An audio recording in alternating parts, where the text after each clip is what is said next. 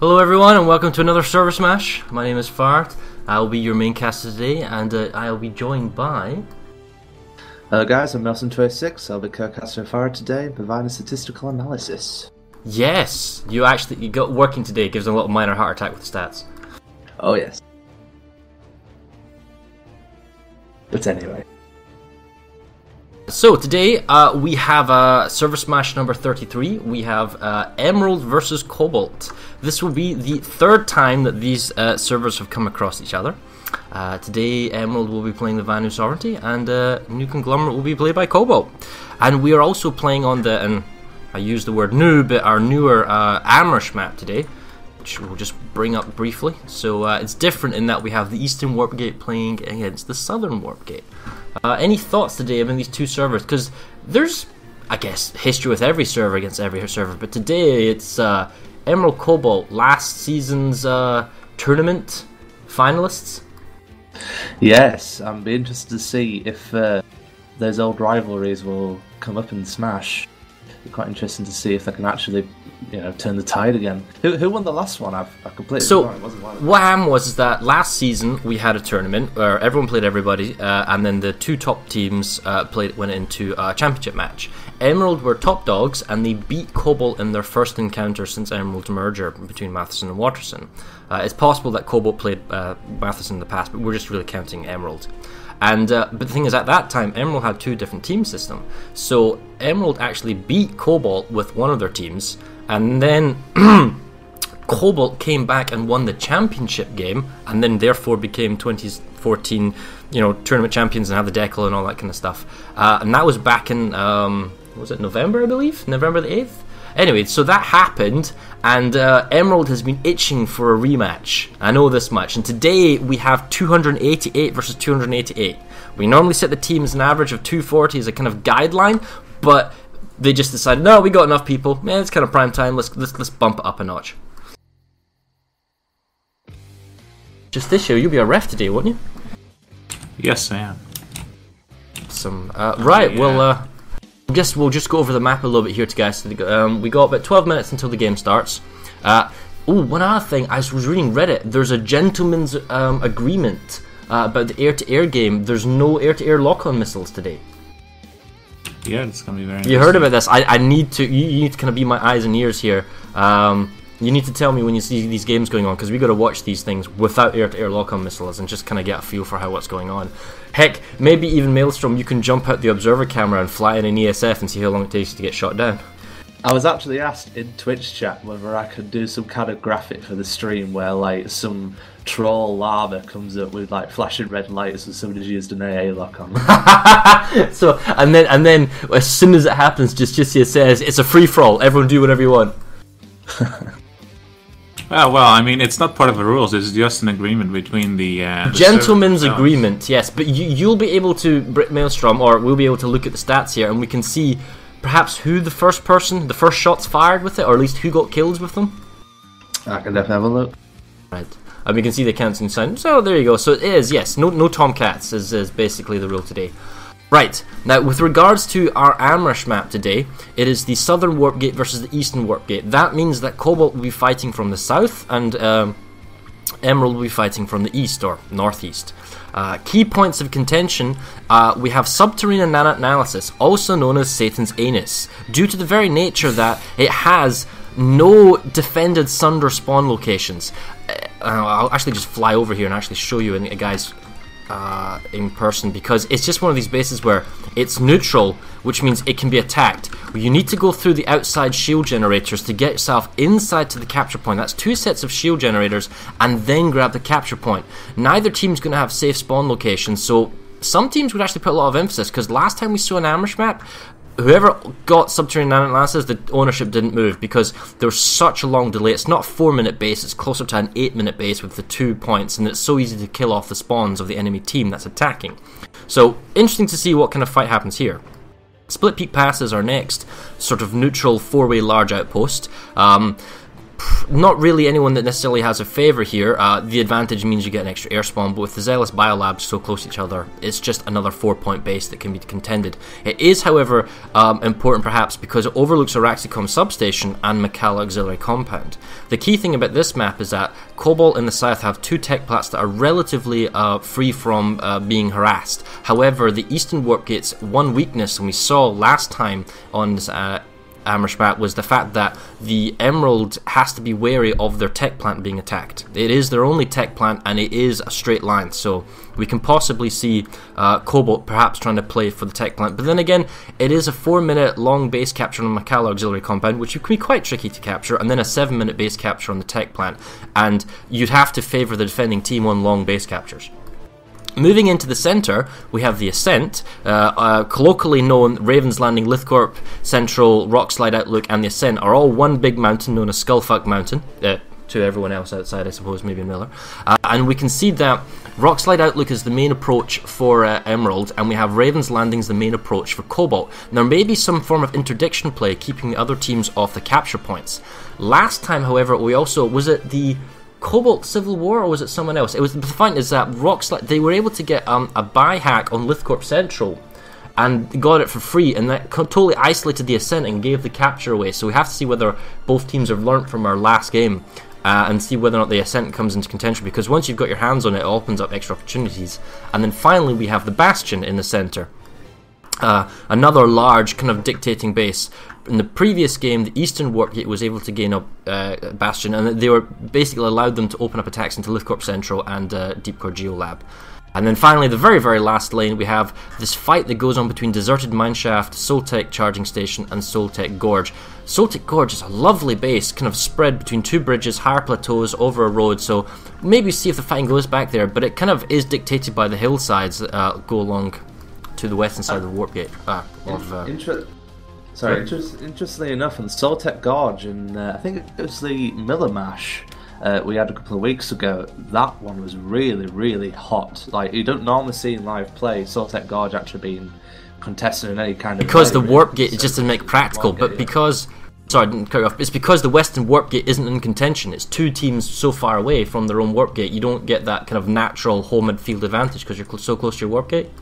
That's right, and I mean, it's great to see that kind of base being utilised. I mean, another base is possibly on Hossin with Fort Liberty as well, which we hopefully might see someday have a good fight out. Well, yeah, and so we're looking over at Soltech Gorge right now on the stream, and one of the reasons why it's so kind of fun to play is that the spawn buildings, they both have a kind of some cover from Air Force, but there's essentially 2 main bridges that lead into the capture point, and on the rear of the base there's so many sunder locations to set up, so it really becomes a fight for 2 kind of ridge kind of hillsides over the road in the centre with the main bridges. So you don't get many bridge fights in Planetside 2, but this is pretty good in terms of just a purely infantry one. Well, that's kind of a very brief overview. We'll kind of cover the rest of the map as the game goes on. I believe what I'm really looking forward to is next week with the Miller Briggs game. We're using Indar for the first time, so that'll be kind of good to look, because this entire season we've got new maps for all the continents. So today we're kind of doing I believe our 3rd attempt at Amerish. And is this our first server versus server on Amerish? I believe so, yes. Oh no, last time we had Connery and Miller. You remember the easiest part where you lost your voice? The Connery, that's right, yeah. It was Connery Miller, yeah. And it was Miller that got the Ascent for actually, you know what, my memory's terrible now. But yes, Miller did get the Ascent for free because they bypassed and then they got the Ascent for free because they got all the connections. That's correct, yeah. Exactly.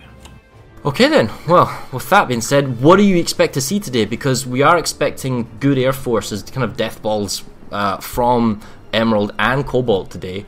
There won't be, theoretically, air lock-ons, so...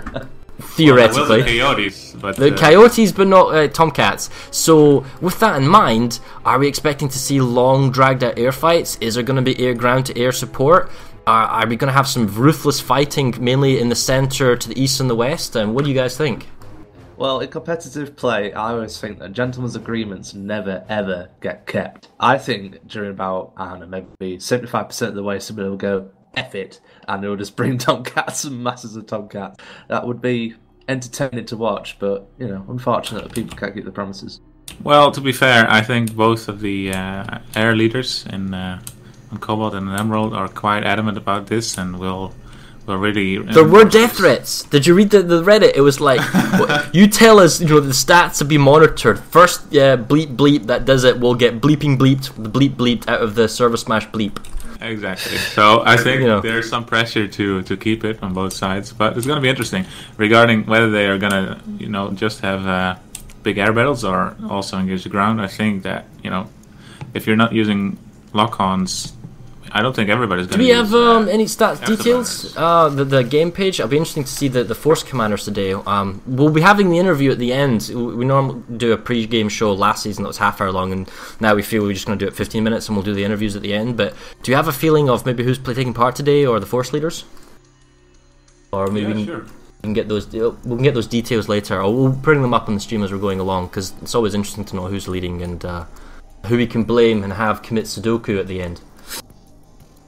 Well, I can tell you for Emerald, the Force Commander is Synthesis from AOD, and from Cobalt, the Force lead is Hillspud from Fist.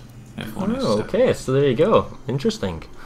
Well, I guess we're only a couple of minutes out here, 2 minutes out. We'll wait to the 1 minute out marker and we'll do the intro. But how would you begin this? Let's say you're Emerald just this year. I mean, what are you going to play for first? Are you going to put an emphasis on Bastion, Ascent, or because they're large outposts and they have long cap timers, let the enemy start flipping them down to about the 4 minute marker because it has to go neutral, and you just focus on subterranean analysis and rock slide? And what do you think? Well, I don't know. Subterranean analysis. I mean, we had a Miller match on this map, and subterranean analysis was never in play. It was just captured by one. But last time, when Miller and Connery played, and the person who has that base, has a massive defensive advantage. You can't take it back, really. But in the middle, it takes all so long. It's really hard to say. But I would say yes, go for the big bases at first. But that's just my opinion. What about you, Maelstrom? How would you start this off? Let's say you're Cobalt in the south. If I was Cobalt in the south, I'd actually dedicate maybe a squad or two to the Bastion, mainly because it opens up 3 different lanes.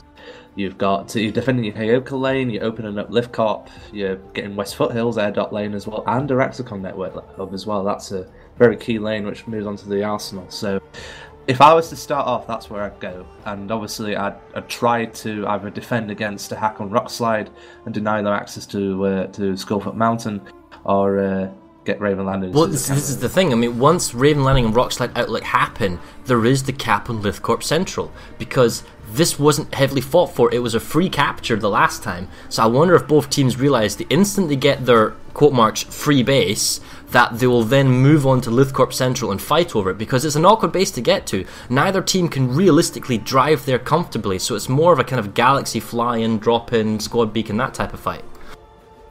Or maybe air game being helped out because of the nature of the cap point being, in the hillsides. Yeah, you never know. Like here, right now on stream. Alright, well, 1 minute 34, I'll just play the intro, we'll come back and we'll watch the intro in the beginning. Yeah, right back. Countdown.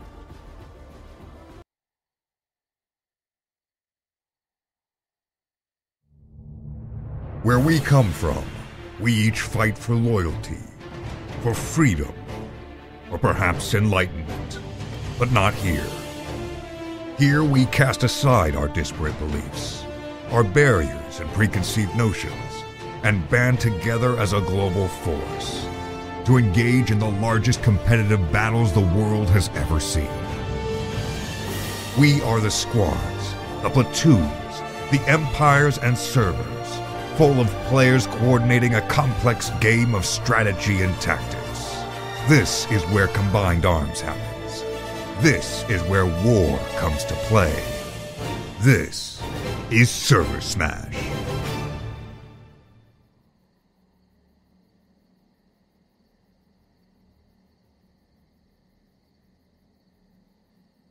Alright, 26 seconds to go. I'm overlooking the NC Warpgate mail. You want to watch the Vanu Warpgate for me, please? And we'll see the intro as we start. A few more seconds to go. We can already tell that the Cobalt forces a lot of Reavers.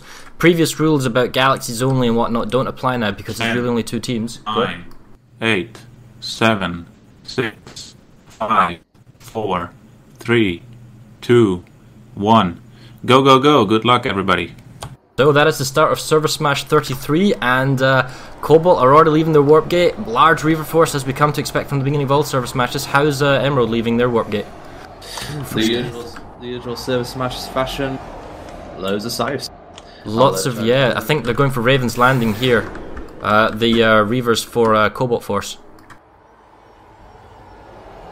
Oh, I tell you what, see when you're on the observer camera, if you can, and you're flying past ESF, see what their secondary loadout is, see what kind of missiles they've got, because we can tell that way if anyone's breaking the rules. At the minute, afterburners, by the looks of it, a lot of them. Couple of they all want droppers. to be at the base at the first... Well, this is interesting. The Cobalt Force, right, so the Cobalt Force is spending a lot of people to Bastion, but they've actually had a full about squad drop on Lithcorp Central as a prep drop, and Raven's Landing... I want to see if this thing has actually started flipping. Yes, it has. So Raven's Landing cap has gone through. There's no malicious kind of interdiction there. But on Lithcorp Central, we've already got the force waiting for the Raven's Landing instant to go through. We can see they've actually had tried to do interdiction force at Rockslide Outlook, but there's only a small amount of Emerald there, and they managed to get the cap going through. And also we can see a force of... Cobalt on McCall Auxiliary Compound. We'll go check that one out because that's a first early gameplay now for Emerald's tech plant. Can you see where Emerald's gone in their opener? Quite a lot of them actually. I've just gone away from the Bastion. I think they've redeployed. It's 50-50 at Split Peak Pass right now. There's also a 50-50 one, 56-48 at McCall Auxiliary Compound as well, which has been taken to the NC.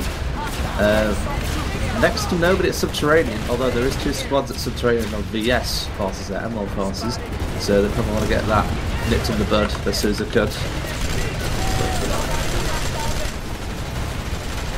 Well, the very ambitious attempted capture at McCall Auxiliary Compound here by the new conglomerate. You can see it's Trid.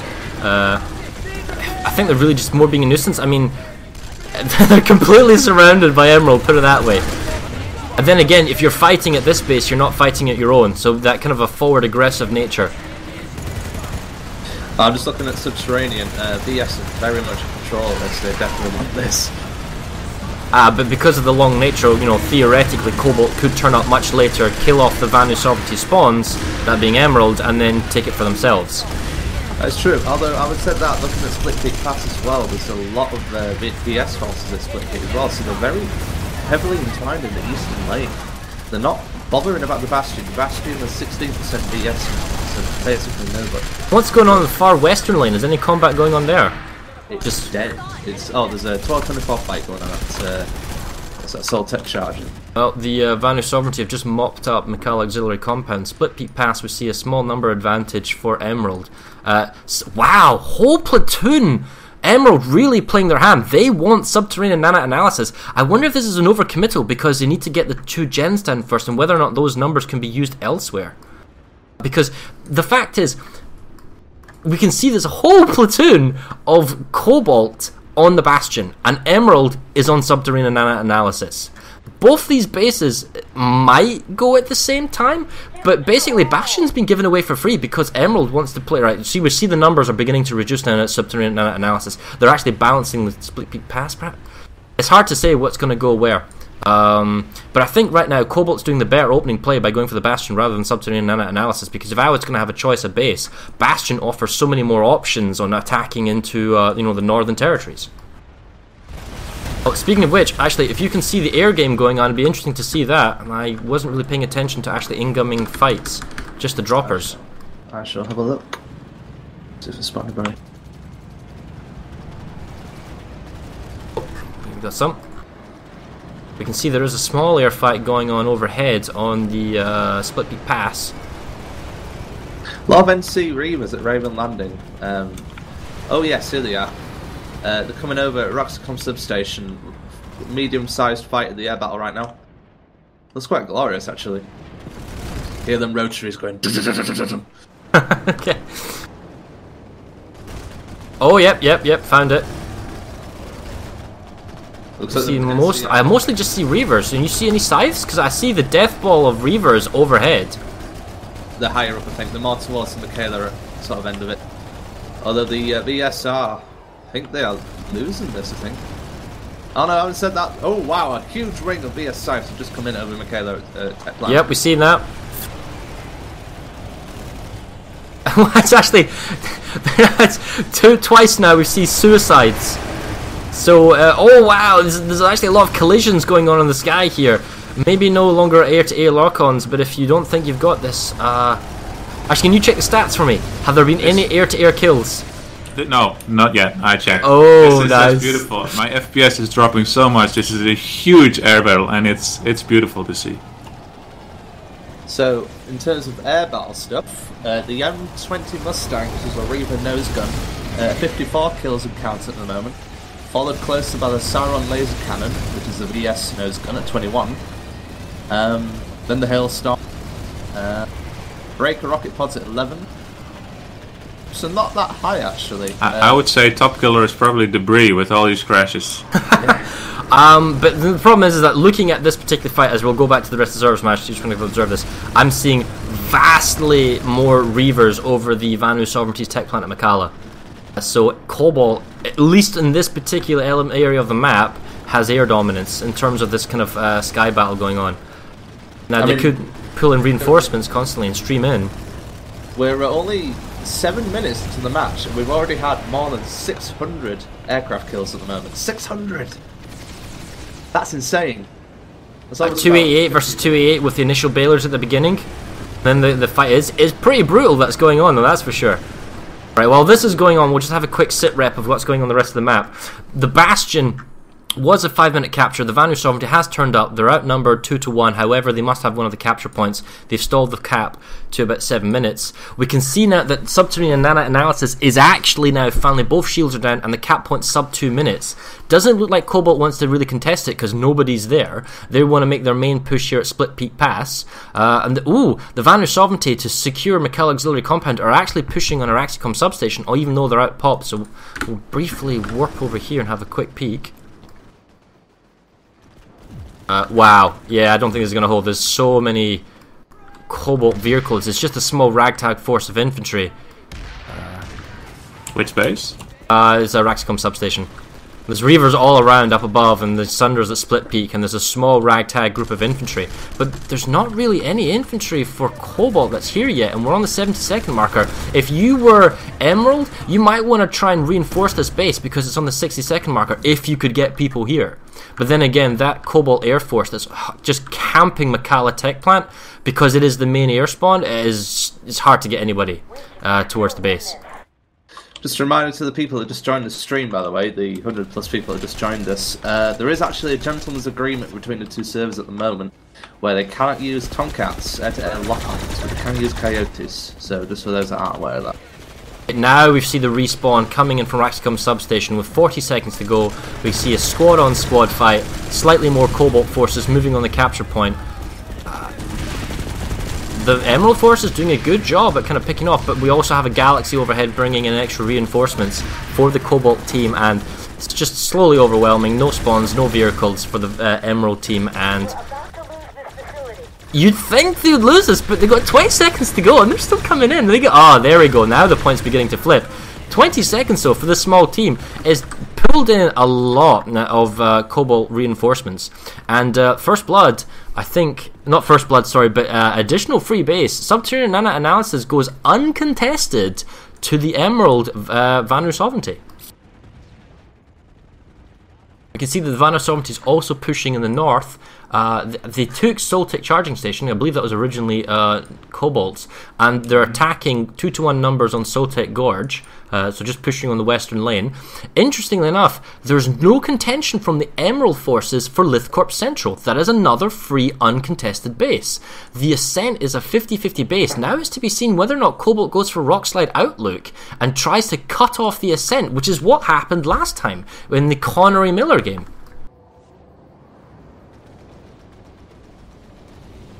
Back over Mikala, see that a Scythe force building up. Looks like they're not being molested as much as they were before. It's probably because the Miller's Reaver Air Force was perhaps pulled back to Raxicom substation. Yeah. In touch with this Reaver Force, there's still a massive air dominance presence at Michaela at the moment. VS have truly dominated. I must see at least. They must be using that as their... Yes, it's their main spawn, so that's why the thing is the Cobalt Force have pulled back to Raxicom Firearms Corp and the Raxicom substation, basically assisting with the resecure, so the entire Reaver Force is just waiting to the south, and it looks like they're probably going to want to make another push, yeah, because the Scythe Force at Macalla is there. Basically, Cobalt wants to dominate the the Vanru Sovereignty's main air spawn, which at the moment is Macalla Tech Plant, and as we were saying, 2 squads have moved on Rockslide Outlook, and they have begun to do the back cap. This is really important because the entire force of Vanru Sovereignty that sent is at major risk of losing the base if they do not secure Rockslide Outlook. They're going to be outplayed here. Which is what we're going to go to because it's quite safe. Can you keep following? Oh, is the airfight actually engaging? Yeah, they are now, yeah. They're above Araxicum sub. More of a split peak, actually. Looks like the Reaver Force are over split peak, preventing any reinforcements. They're kind of staring each other off, perhaps? No, there's definitely some engagement going over split peak, yeah. Oh, I see that Cobalt is trying to do what Miller did. Yeah, we just talked about that a little bit earlier. The Rockslide Outlook bypass, yes? Yes. Sorry, I missed it.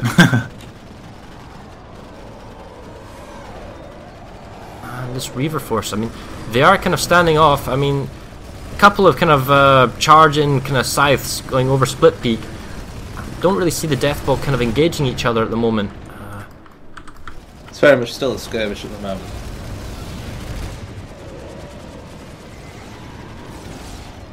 Although having said that, some very brave souls from VS have brought in Liberators. Okay, tell you what, is first person to spot a Valkyrie wins, okay? A little kind of in-game between us. First one that goes to kill the Valkyrie wins the whole match. Right? Yeah, yes.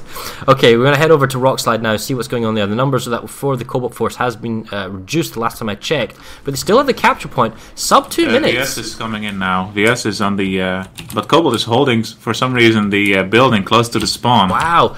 In Bastion, they've actually got a large vehicle reinforcement team. They're up to 70%. Looks like... the Vanner Sovereignty has 2 points, but there's a lot of kind of armor and vehicle support. If I was the Cobalt commander right now, I'd put everything into Rockslide Outlook. You get Rockslide Outlook, you get the ascent for free. That's huge. That's really, really big. You'd keep the forces you've got split peak pass, make sure that doesn't go easy. You're going to have to send at least some people to Zealous Northgate to make the save for the Cobalt team. Oh, and the thing is, Cobalt is also losing now on the western lane. They've lost 2 bases now. It's going to Soltech Gorge. So they're putting an investment in getting the Bastion and presumably getting the ascent even though they're out-popped. Because in theory, small outposts you can recapture. So they're kind of like soft bases that you can choose to lose and then regain, provided you get your hands on these larger bases. But crucially, at Rockslide Outlook, Vanru Sovereignty from Emerald are making a big push into the capture point bridge. And I don't see how the Emerald Force, without a spawn Sundra, are going to be able to hold on to this. The Cobalt, yeah. The Cobalt Force, yeah. The new conglomerate Cobalt.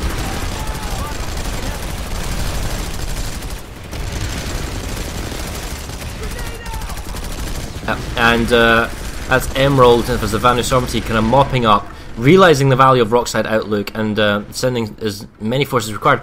And this is interesting, Cobalt's actually left the Ascent. They don't actually have anybody there anymore, so it's kind of low pop numbers. I think they're playing for the Bastion. They really, really wanted the Bastion.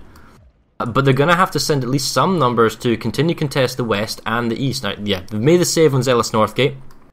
They've made the save, or it looks like they've got at least some numbers between Soltech Gorge and Quati West Pass. So the front may be beginning to stabilise, but Emerald has got slight lead here. Very slight lead in terms of territory captured. But that's kind of like a false view of the map, because who controls the centre, the large outposts, kind of dictates where they're going to be attacking next. And what point being is that, yeah, Emerald's in the lead, but Cobalt is doing well in terms of playing for the Bastion. And possibly playing for the Ascent, because it looks like they've sent numbers back, and it's back to 2 squads. Well, it looks like it'll be a long fight, though. And Split Peak Pass, we can see Emerald's beginning to put a lot of pressure on it, making a play for it. It looks like the 2 large outposts that have been picked by both force commanders, one in the east, one in the west. So here's a thought, right? If you're at Cobalt and you gain the Bastion, it opens up 2 links. I mean, you can go to the Raxicom Network Hub, but then you're stuck at Crux or NC Arsenal, and NC Arsenal is really hard to get. If you get the Bastion, you can go for West Foothills Air Dock, and then you can theoretically push further to the west, but then you're stuck at Lithcorp's Secure Mine. It still gives you a couple of bases, but if you're the Emerald Force lead, yes, you take Split Peak Pass, but you can only go to Zealous West Air Dock before it leads straight into the Biolab. And the fact is, the Nuke Conglomerate are already defending Raxicom substation, and that's kind of like a large, wide, open area that's really good for tank fights. So I think Bastion is more valuable for Cobalt than, say, Split Peak Pass is for Emerald, simply by the number of bases that opens up and allows you to progress on. Oh, definitely. I mean, the NC have many more options at the Bastion. They have potentially 4 avenues of attack. Obviously, 2 of which are their own lanes, but like as you say, West Foothills, they could push up that lane, a couple of squads, get Deserted Mineshaft, and the guys at Quarter West Pass going to also push up their lane as well, and get 4 bases potentially in one fell swoop. But the VS forces at Split Peak, as you say, they've only got 2 bases to go at, which is Zealous West Air Dock. What I was going to say was that Split Peak Pass, if the Nuke Conglomerate are probably turning up a little bit too late, they're not going to get. They need a second point in the next 5 seconds. But if there was a little bit more time on the Bastion capture, this entire Vanu Sovereignty Force could actually like mass redeploy. Oh, just a little bit too late. The Charlie point was flipping, but the Emerald team was able to grab themselves Split Peak Pass, so that's a big capture for them.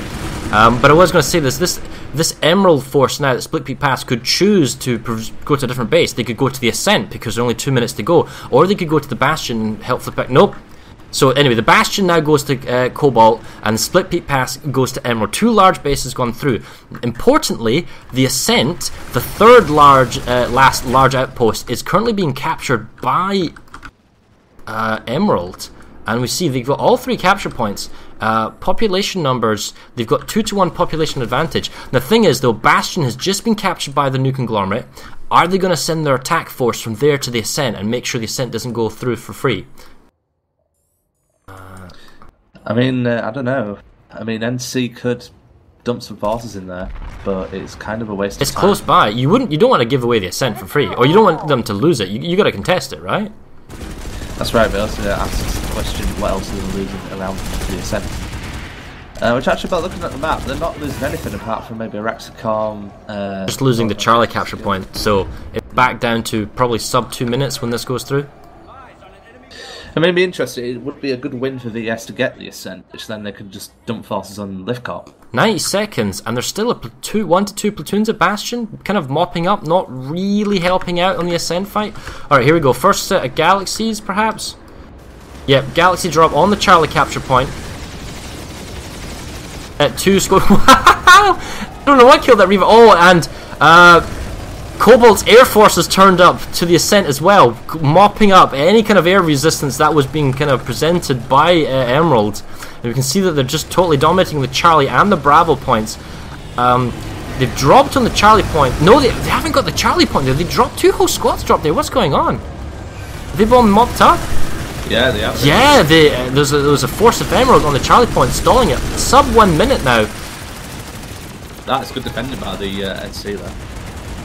For the Vanna Sovereignty, the NC is getting resonated, so they're going to slowly overwhelm. 3 GIS here at C point. Now they finally got it, but is it in time? Is it enough? Well, it's time? not enough to have 1 point. It's still being marginally contested, but the thing is, they need to make an effort for the Bravo capture point and/or go into the core combat cave. You see, there's still a lot of. Because the cave, the Air Force isn't going to really matter, and we can also see that some reinforcements of air are coming in now for. Emerald, or maybe it's just 1 Galaxy. Somebody bought the US logo decal. Alright, looks like the NC are actually trying to get in through the northeast entrance to the cave. Counter drop by that Galaxy that managed to fly in on the Charlie point. This is actually really good play here by Emerald, and another counter drop perhaps by a Galaxy here from RE4 by Cobalt. Vicious fighting going for the Charlie capture point. Now the Bravo point's actually beginning to flip. Now they are actually at it's sub 1 minute. At the Ascent. The whole NC population's here, which is a bad thing, because all the VS are going to do is just trap them in that little tight corridor of cave there. That's it. And then they've got A point defended. Now they are actually moving on B point slowly, but 52 seconds left on the clock. I don't think it's possible. Not often we get to see cave fights, but I will always take one when it happens. If you've got grenade bandolier and frag grenades, this is a gift! You Yes, just get a throw cheap them. one back. Oh, they're gonna get this. What's the population numbers here? Bang on 50-50. And if you're right, they got Charlie. 6 seconds. Oh wow. Okay, so Emerald gets a big play. Even with the Bravo point flipping, they lost the Charlie. Oh, but the A point is flipping. Oh, this is super close. So look at this. 3 seconds. It needs to flip faster. Oh, I don't believe it! No way! This is a 1 second stall. 1 second stall. The A point is flipping. Now the Cobalt Force managed to flip A. The Emerald Force frantically running back to the Alpha. There you go. Well, there you go. Captured by Back's main outfit. That was super close, giving Emerald perhaps a small heart palpitation, but they do crucially now get the Ascent, giving them a really, really strong kind of ability to push further south. Okay, so if we examine the map now, Araxicum substation was under attack, is being saved, and there's a large Cobalt Force there. Zealous Northgate. Pardon? Sorry. That's key stick. Zealous Northgate is being attacked and captured by the Vanu Sovereignty. If one of you guys can check that out, because it's only got 7 seconds to go. Zealous West Air Dock, big 75% Vanu Sovereignty population. Looks like they're really pushing hard now for the Eastern Biolab Zealous. In the center, the 55% population of Cobalt is beginning the very long recapture now of the Ascent. Bastion in hand of Cobalt. Looks like they were trying to do a capture attempt on the West Foothills Air Dock, but they're being pushed back by 63%.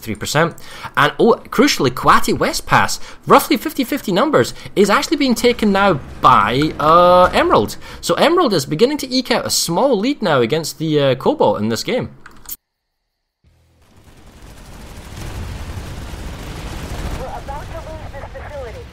Oh, Cobalt pushing a lot of numbers onto the capture point, but it's still a ruthless firefight over the small building, kind of small numbers. Res grenades going off. Cobalt are in the door, but they don't really have a foot on it. 10 seconds to go. Emerald Forces, they don't have a spawn anymore. 5 seconds to go. Oh, but there's not enough Cobalt. There's nobody nearby enough to get to the point. And that is a really good defense there by VU1T from the Emerald side, and they get the base. It didn't seem like, in terms of numbers, why Cobalt should have lost that bit. Now they're going to have to take it back, and it doesn't look like they've got a Sundra either, or any kind of reliable spawn point. Yeah, and there's half a minute to go on the Zealous outposts, both of them. Zealous Northgate is definitely not being resecured by Cobalt at this point. There's nobody from Cobalt near the point. And West Pass, they are pushing, but obviously it's difficult to get them out of that building. So I can see this going to Emerald for both captures. Zealous West Air Dock's about to go to VS. Oh, yep. No, West Air Dock is just being resecured now. Northgate falls and Emerald captures it from Cobalt. We say Sea Galaxy reinforcement, yep, at Zealous West Air Dock. There's so many dead bodies at West. Here we go, finally. The Resonate's coming in at West Air Dock. There's so many dead bodies on the floor. The reason could have easily got that back. Now there's a lot of NC at that point. They're just It's 50-50 numbers, though. I mean, the thing is, as a Vanu Sovereignty player, do you want to attack Zealous Biolab? No.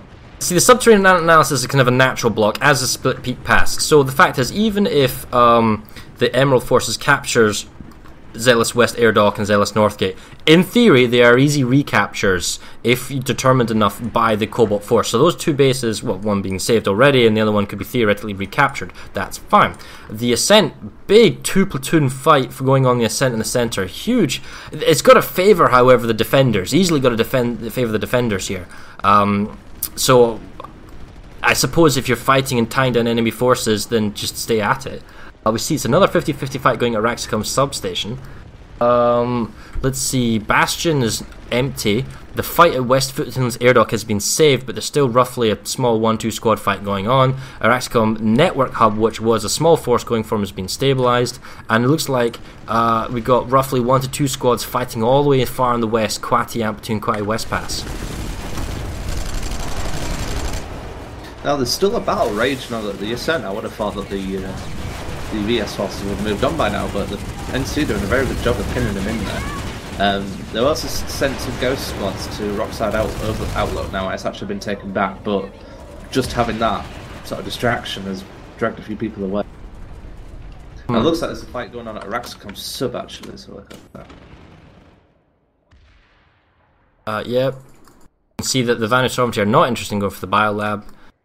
They're under pop slightly Araxcom substation. Really depends what kind of vehicles or air control they have, because it seems like low numbers in terms of population.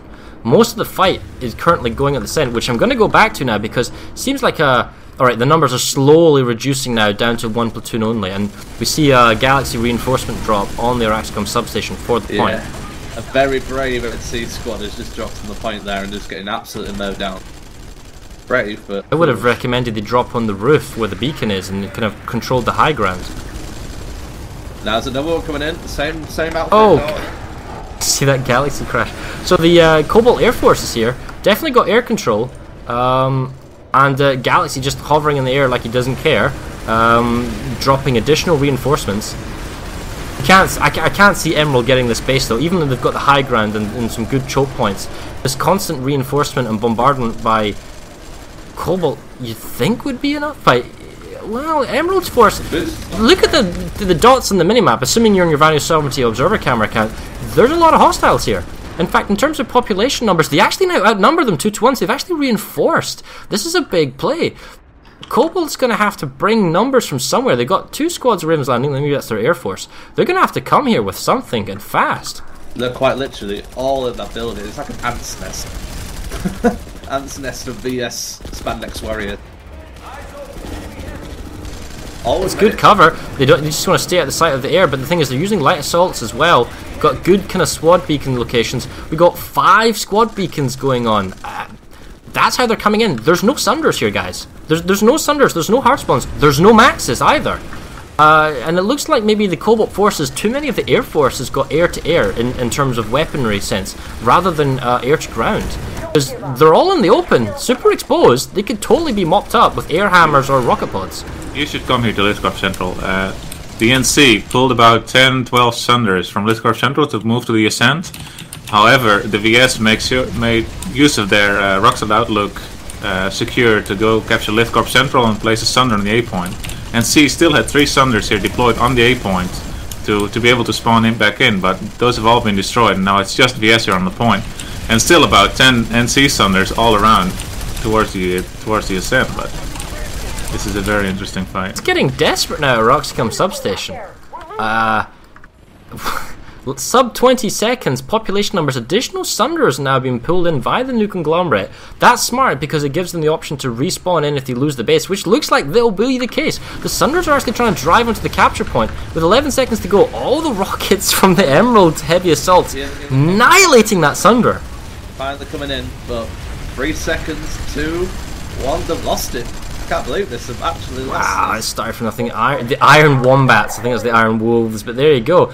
And finally the Emerald Force are out-popped now, too late, 96 plus, 57% for Cobalt, and Cobalt's now going to have to fight an attacking point. Now, in their favour, they do have spawn Sunders, and they do have population. They're beginning to get the capture point back.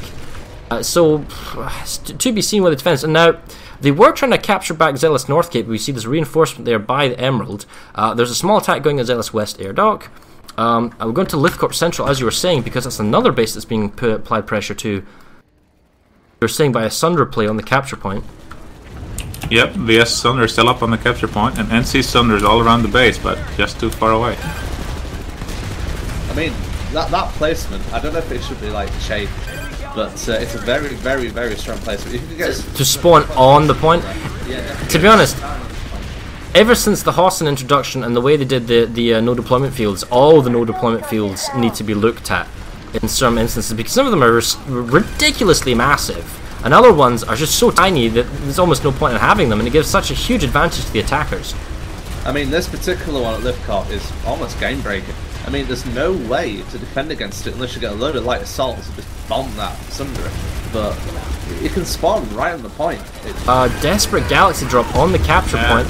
Wow, that auto turret is just going to town. Nobody's taking care of it and is on the point watching it.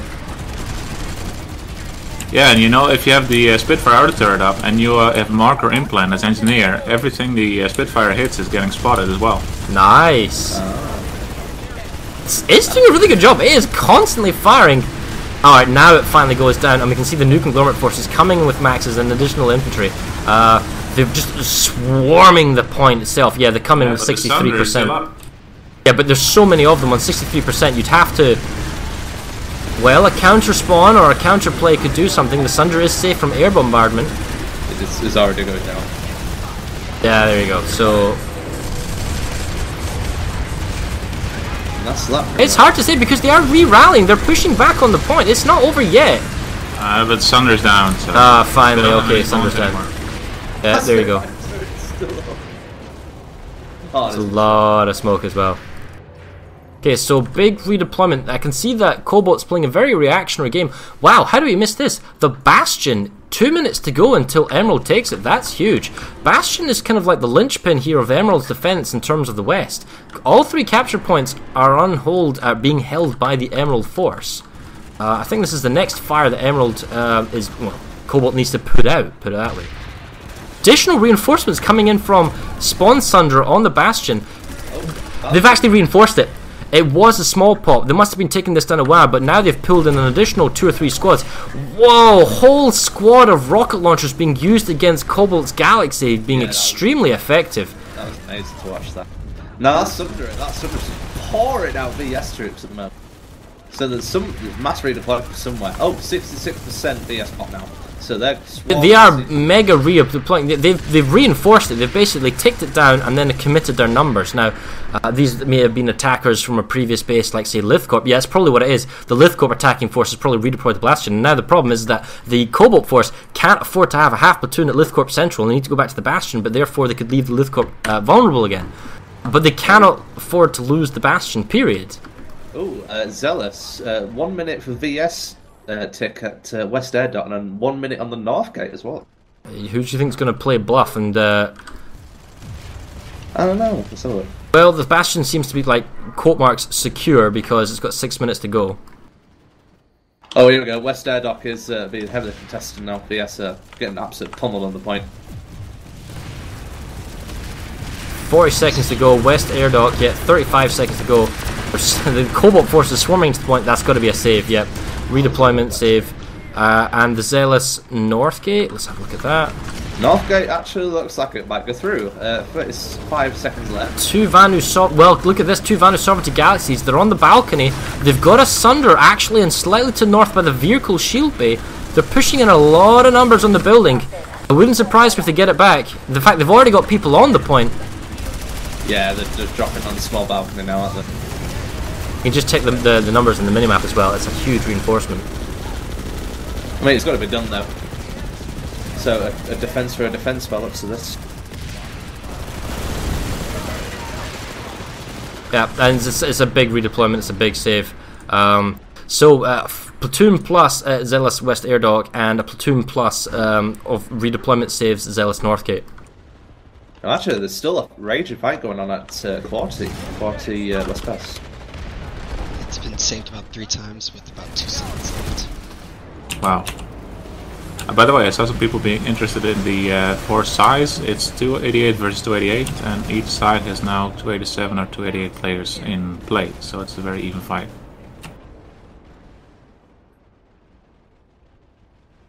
Well, Lithcorp Central being fully saved. Ah, check this out. Vanu Sovereignty Emerald's actually making a play for Araxis Firearm Corp. So, definitely not shying away from the easy bases. Making the play and trying the pressure on the large bases. They got 3 capture points. This is probably the main spawn location for the Cobalt forces, unless they have to go elsewhere. Oh, I saw a Valkyrie! I saw a Valkyrie first! I got proof.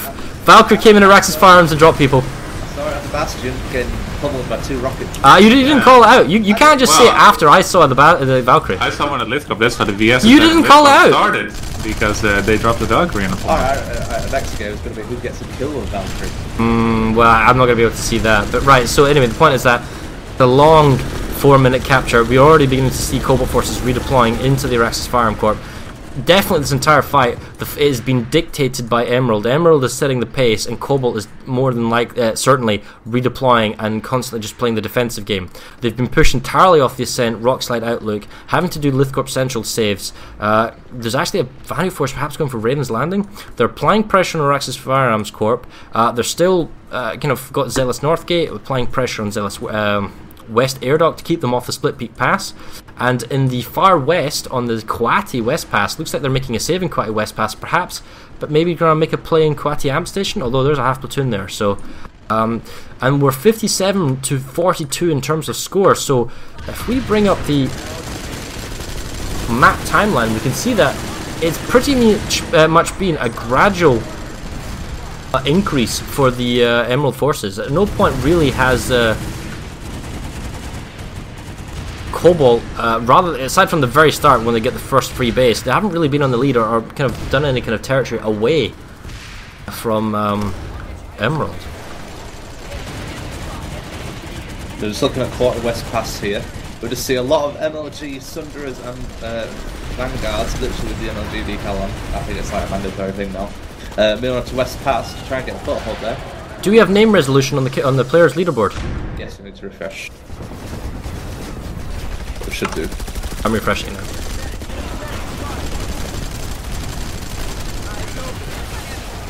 Thank you.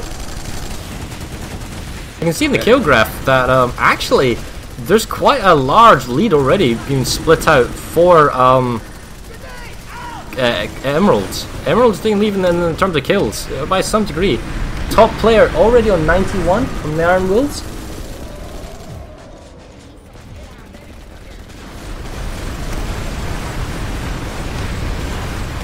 Ryan top dog, SV88 second dog, and then the LA1 anchor.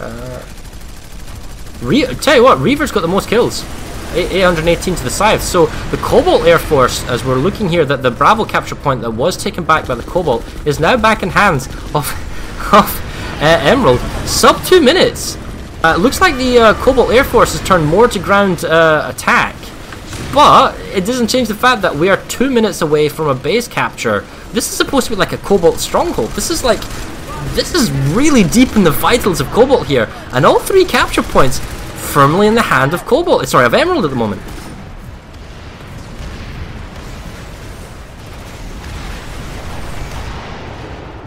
It's 3 separate forces here. There's 1 force in A, 1 force in Charlie, and 1 force in Alpha.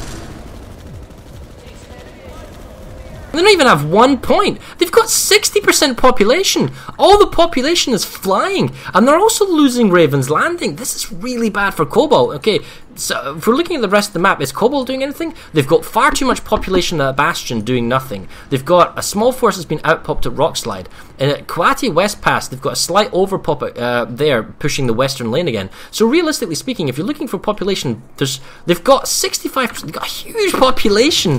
Raxus Farm Corp, 5 minutes now. They got themselves one of the capture points at Bravo, which was the easiest of them all to get, just its isolated nature. That's got to be, yeah, and then we can see the stream of infantry now pushing into Charlie with Galaxies. But this is a huge number investment now by Cobalt to make a save, allowing Emerald to apply more pressure to other bases around the map.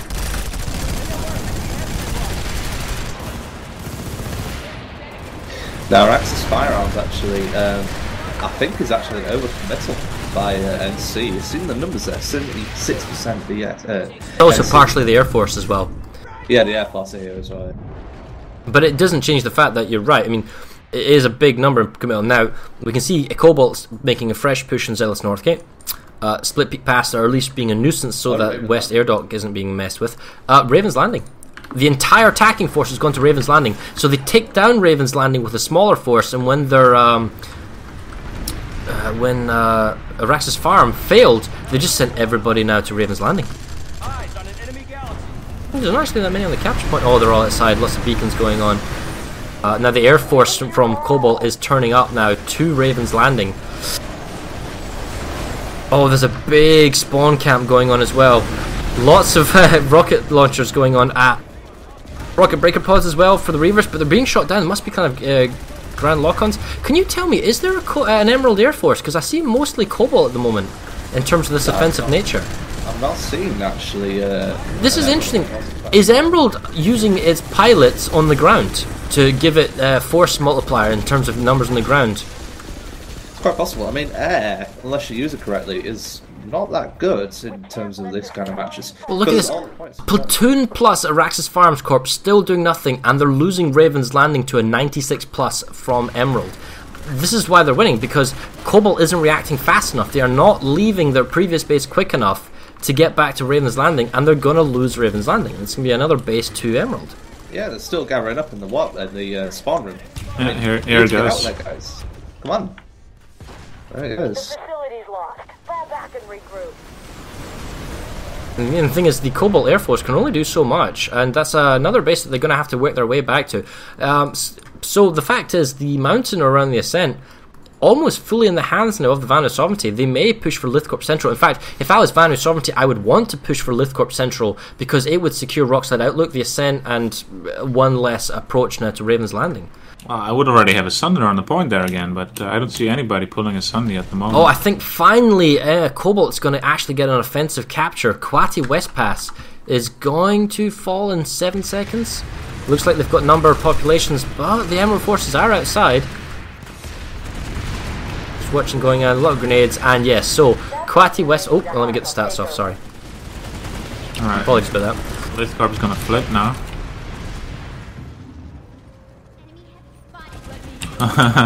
Although I saw when I flew by here, I saw the NC already having about 6 bouncing baddies on the point, and the person flipping it obviously got hit by one of the bouncing baddies, so it's not flipping yet. So in terms of numbers, it's 57 to 42. Emerald is quite significantly lead, but what's positive for Cobalt is they're already starting a 3-pronged attack on the western lane. They're attacking with a squad at Raxcom Network Hub, they're attacking with 2 squads at West Foothills Air Dock, and although they're heavily out-popped, the force that was at Kwati West Pass is already pushing onto Soltec Gorge of Sunders.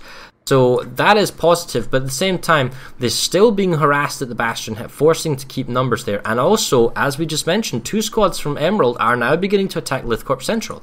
Yeah, so Sunday's going to the point. And there's still a half a platoon at Araxis Farm Corp. Maybe they're staying there to make the full save, which I'm okay with leaving like a squad, or at least some guys, making sure that they don't come back in force. Perhaps it's the Air Force just kind of regathering or remaxing again. By remax, I mean, respawning aircraft. Yep, the Sunder is on the point.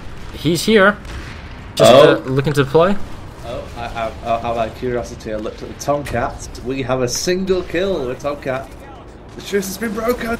Oh, yes. I'm going to find out who. First Tomcat kill made. Who did it? Trying to find out. Well, Cobalt did. Not necessarily the stats sometimes don't recognise it. Well, while you go find a witch hunt, we can see that Cobalt is pushing a 50-50 numbers at Split Peak Pass. They've got all the capture points. Oh, they did have 2 at 1. They're actually putting a big number on the the east. Zealous Northgate. Got themselves set up in the double building. A lot of forces. Not really that much spawn options. Just 1 spawn Sunder. Oh, try and slow down the camera, sorry. Like Emerald is doing a good job at... Well, oh no, that's a bad deployment location. They've set up a deployment Sunder, but not behind the building. They've got it set up so it's easily going to get rocketed to heck by the... Yeah, there you go. Cobalt forces destroying the Emerald spawn Sunder. A lot of numbers on the capture point. Still got 3 minutes to go. Plenty of time for Emerald to make a play here to come back. Should I name and shame somebody? If you find out a name, you shame him. I've got the number right here. Let me find it out.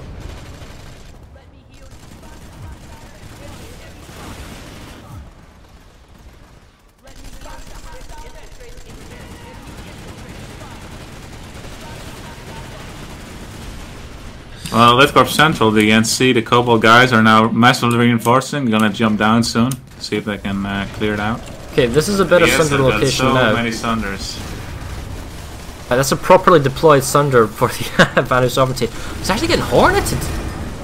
The Reaver Air Force for Cobalt spots the Sunder, critically burning red, doing an extremely good job at picking off any kind of spawn options or ability for Emerald to kind of make an offensive counterplay on the capture point, and even this flanking squad is just being picked off aggressively. In terms of population numbers, it's actually 50-50, so it has to be a run from the capture, from the spawn room to the capture point. Right, I have a name. Do I have permission to release the... Sure, go for it. Why not? They used it, so... So it was ServerSmash NC 1067 from Cobalt. The real in-player player name is... Which, by the way, just before you say that, is there's no guarantee someone could play that account and say this is my name, but... Obviously. But it's up to them to keep it up to date. And it was... And I was informed it's up to date, so it's Cooler, C-O-O-L-E-R 0841 from XPWR outfit. Obviously that might not be their real tag in game, but... But regardless, there you go guys, you've got it. The one Tomcat kill was by that player. Now in terms of, we have a third deployed Sunder now by Emerald Forces. Very tenacious at getting this deployed Sunder. It's the best location for the recapture. It allows them to spawn in and get on the balcony, and with 60 seconds to go, Cobalt can't see the Sunder. Their Air Force isn't there to assist, and Emerald is spawning in very large numbers to get on the bridge. Oh yeah, so on the balcony outside the capture point, huge numbers coming in. Now the Cobalt numbers, they know where they're coming from, and they're totally surrounded. This is almost Battle of Thermopylae. If we check the population numbers, it's still 50-50. So this density of players by Cobalt should be enough to hold this for the next 24 seconds. Lithcorp just fell to the Emerald Forces. So Skullfuck Mountain is now completely in the hands Wow, of you're not Emerald. kidding. And with 14 seconds to go, oh, Max is now for the Emerald Forces being a modifier, and they've just been crushed in. The use of grenades in the enclosed environment of the building, there's just too much for the Cobalt Forces, and unfortunately this base capture is lost. And this is good for Emerald because they get a base that is Lithcorp Central, and they also save a base in Zealous Northgate, so it's not a clean trade, and they push their advantage up to 58. But at the same time, Soltec Gorge slowly looks like it's going to be captured by Cobalt. So Cobalt making small progress on the west side of the map, but losing kind of in the center and the east. There we go. It looks relatively uncontested. By relative, I just mean on the capture one. Oh. Galaxy drop, squad in the last second, 1 second to go. No, just too late. Vanos Sovereignty's squad tried to get on the capture point. Now the thing is the Cobalt Force going to try and push their hands and go further north? It's the Soltec charging station base. Yes, we can see they've already got people there. They've even got a member of the Air Force perhaps going to flip the point immediately as soon as he gets the hand on it. It's a harder base to capture due to the nature of the capture point is in the spawn room and that type of stuff. So we'll see what Cobalt pulls off.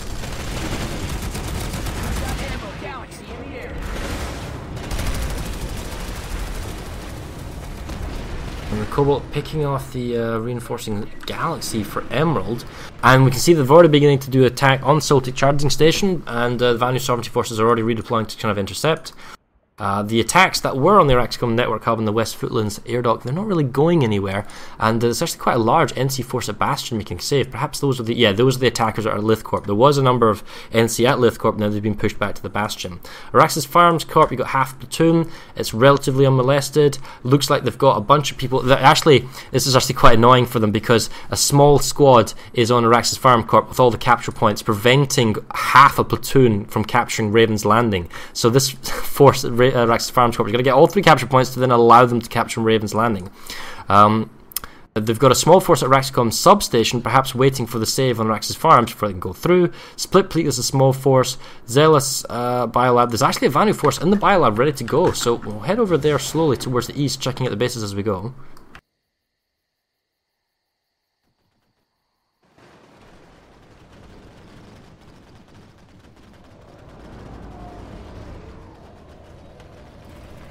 Right, well here we are at the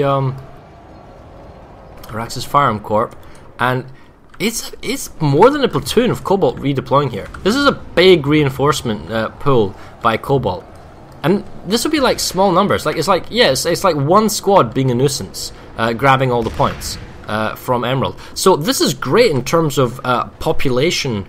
How would we put this? Resource-wise, everyone has the same resources, but what's precious is player count. So these 12 players, 12 to 24 players from Emerald are sucking up an entire platoon of Cobalt, allowing Emerald to be more efficiently elsewhere on the map.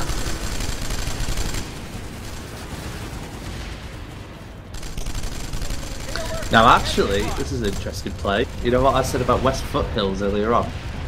1224 and see that now. So I'm wondering if they're going to push that line.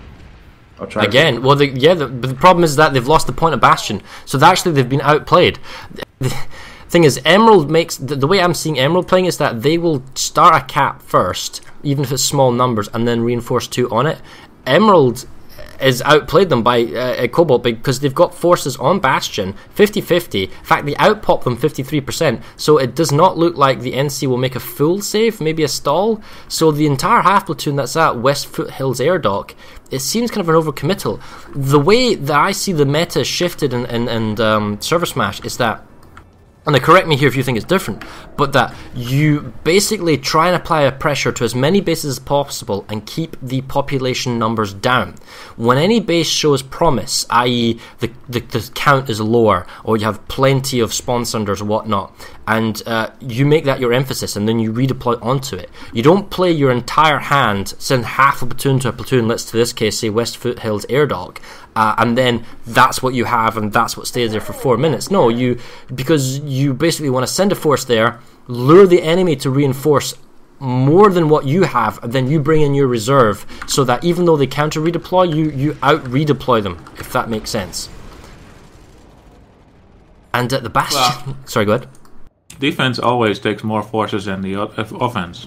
So if you have 5 bases under attack, the enemy just has to spread his forces, but they can't reinforce every base with more people than you are attacking. So you always have to keep in mind what bases you can redeploy to quickly, and then still reinforce. Huge Cobalt Air Force over Raven's Landing, possibly some infantry.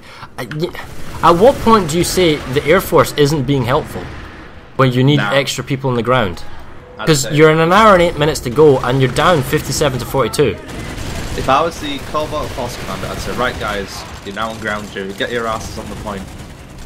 But I mean, how good or would you at least cut it in half? Would you rotate? So you like, say, if you had 4 squads in the air group, you say, with squads 1 and 2, I want you to go into ground duty and then like fight here or do this type of thing, you know. Well currently though, the air game is just being air to air at the moment. There's not a lot of air to ground. It's all over Raven Landing at the moment. Exactly, yeah. So if I was guys, the, we have a minute on ServerSmash. if I was the Cobalt Commander, I'd say, right guys, look, we need to get some territory back. You can get in your planes once we get some territory back, so get your asses on some points and go. But let's look at Zolas. Oh yeah, all 3 points are secured by Emerald. But they haven't crucially, the Zealous Biolab, 1 minute to go. Alright, on my way. Crucially, they haven't, oh they are spawn camping them now, so it's going to be extremely difficult for Cobalt to secure this now. Yep, we can see the spawn sunders and the shield gens. Wow. Oh, wow. Yeah, Going for the SU gen. There's nobody on actually defending the SU generator because nobody's going to be there. They've got motion setters set up. And their spawn camp, yep, very good spawn camp. We can see that the jungle is covered, the SCU main entrance is covered, and also the alpha entry exit, the alpha capture point is covered really, really well. The spawn room is full of maxes, there they go. Yeah, there you go, it was 8 point. Making the rush, but you got 30 seconds, guys. You got to shit all ass. Oh, they're going the long way. They're not moving together either. Going one by one at the long way. Oh, there they go. It's all maxes, no softies, there's no switches. Oh wow, my map just, everyone just loaded. There's no squishes. Oh, the amount of C4 and explosives. With about 20 maxes. Right, they flipped the A point, they're going to buy a little bit of time, but the SU generator is about to go down. Is there a new conglomerate Sunderer in the ground floor? I'm on observe. No, there's not.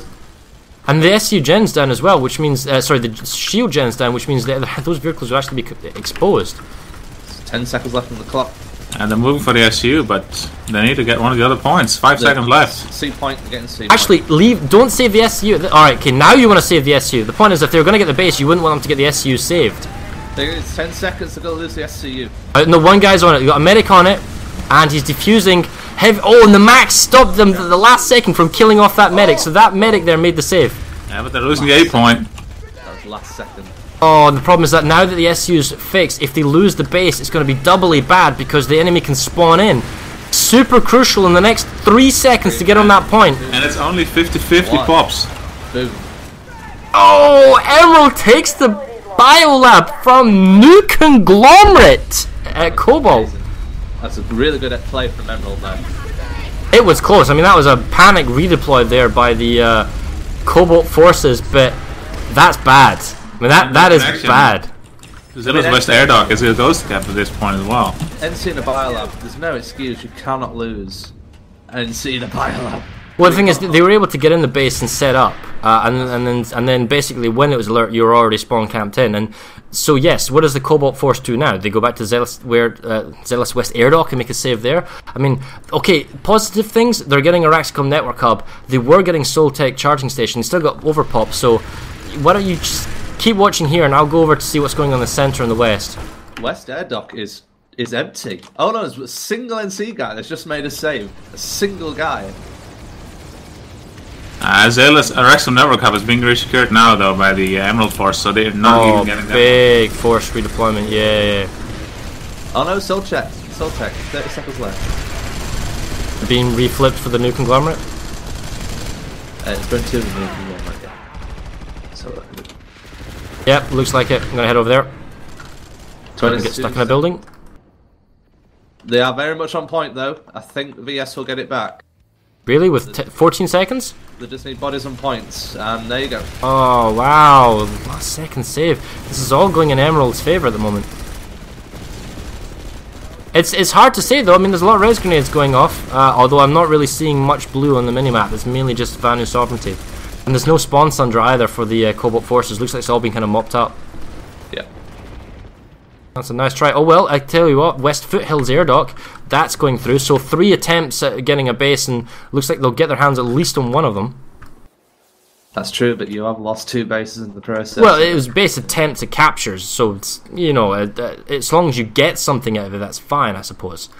But at the same time, it doesn't make up for losing the biolab. That's right. Here comes the West Foothills Air Dock VS counter push. They've been pinned in by the Cobalt Air Force. This is actually the only time the Cobalt Air Force has really pinned them in. I see a Reaver. He's being useful though. Definitely. Oh, no, never mind. The other teleport is being utilised now. Multiple maxes. 30 seconds left on point. They just need bodies on point. Just saw a Baylor. Yeah, we've got ESF Baylors on the roof. This is going to get close because we've seen how they can make the saves in the last few seconds. In fact, there's a Max on the capture point just mopping up the squishies.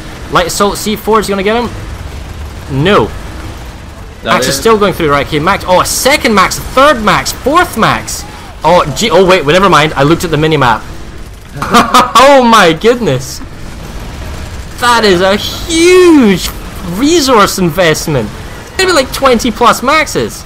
I'm looking at, because I'm VS camera, I'm counting at least 30 maxes here. This is a lot of max. Wow. That is a huge drain. I hope they've got the nanites back. If they haven't, they're really going to suffer for it. Well, we're almost at the halftime marker, so it's going to be a long way for Cobalt to get back from this. Okay, well, we're an hour in. More or less. Ooh, there's actually a small air fight going on in the skies. I mean, that's about the only thing at Cobalt, as far as I can tell from what I've been seeing, has been dominating so far, is the air game.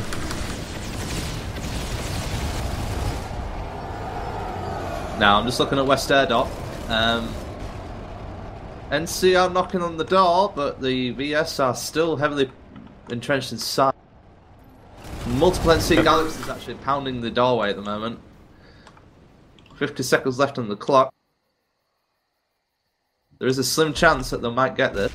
Very slim. 45 seconds with Galaxy control and well, kind of air. There's about 2 squads left in the actual place itself, but they are just getting pummeled with grenades. Thing is, yeah, you can just, yeah, you've got that kind of window plateau, yeah, this heavy assault and that medic just absolutely ripping everything apart. Down to res grenades now for the Emerald forces and the Vanu Sovereignty.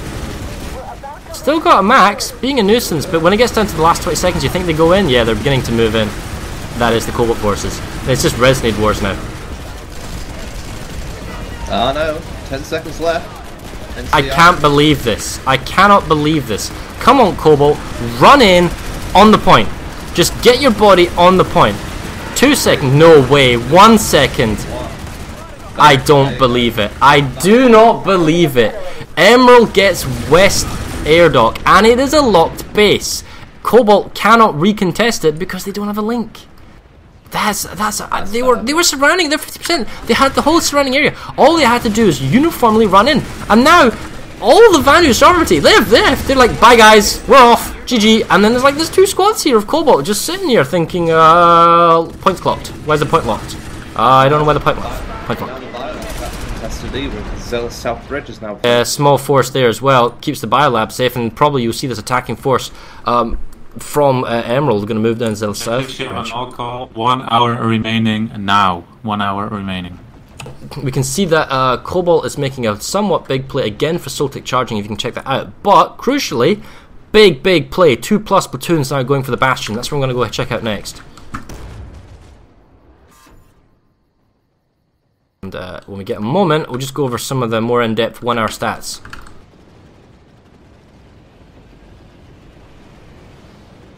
Let's wait for things to load. In terms of numbers, it's 2+ platoons, 75% population at the Bastion. What do you do as Cobalt as a guy here? You have to surely get reinforcements. 4 minutes to go. You can gamble it-ish by letting it tick down more, but the longer you let it tick down, the more that Cobalt is risking it that Emerald can get set up. I know what's going on. They've done a feint. The Bastion, they've redeployed out the Bastion. There's 2 bases, Araxicom and Raven's Landing, within 4 seconds of each other. And 60 seconds. Yeah. Araxicom net substation has no VS. They're getting that completely on their own for NC. No, it's smart. No, Cobalt's doing a really good job here. They're letting the Bastion tick down. And if they can get Raven's Landing and the Araxicom substation, although Araxicom substation is flicking, what? Oh, and Soltec as well. I'm at Soltec. Let's have a look at this. Very in control of NC right now at Soltec. 38 seconds left in the clock. I think they might get 3 bases at once here, you know. Well, see, the Araxicom substation, one guy held up the point for like 5-6 seconds. Looks like the main play for the Vanu Sovereignty is Raven's Landing. They're going to give up Araxicom substation, at least for the time being. It doesn't look like they can make any serious contention in the next 45 seconds unless like a big redeployment. I'm going to head over to Raven's Landing and have a look at that. Soltec's flickering, but the VS is nowhere near the point still. 9 seconds left. The VS max on the point, but that does fuck all. Actually, they're all on point now. It's just a massive reservoir at the moment. Is it Soltec, yeah? Soltec got the charge. Well, Raven's Landing captured by Cobalt. Good counterplay. And they get to NC. Oh no! Oh no! It's been flipped again. This is a massive reservoir at the moment. I think NC might get this though. They've still got a large amount of numbers, and the point is still neutral. It's flipping back to NC slowly. Go in. It's going. And oh no! It's come back to the VS now. Wow, this is amazing. I think the VS are slowly winning it. This is literally 50-50. It's just Resonate wars galore. Thing is, though, the Emerald forces, they've got ground control. Yeah, I think VS just kicked him off there. Yeah, and you can see the additional reinforcements coming in. Yeah, I don't see how the Emerald can. Yeah, and they've killed off the Sunder as well. That was very close, though. It was literally milliseconds from getting that. Alright, so what's happened is that that was a 2 out of 3 base flip by Cobalt. Very good, but they're mega outpopping at Araxicom substation. They have population and they're saving Zella Southbridge, and we can also see that the Cobalt forces mega redeployed onto Bastion and they're making a save. So that was a very smart tactical play there by Cobalt, and they were able to get a 2 base kind of flip, and it has brought what was running away back to 57-42. You can see that only the Bastion, only the Charlie point is being held by a reduced Cobalt force. Yeah, they're already down to half platoon. In fact, it's over-committal in the Bastions, 2+ platoons. There's too many people here. They need to spread out. The point is, the forces that are Bastion, yes, you need to make sure you get all 3 hatchery points, and yes, you want to make the full save of the Bastion as quickly as possible, but they need to save Araxicom substation. They need every territory they've got their hands on at the moment.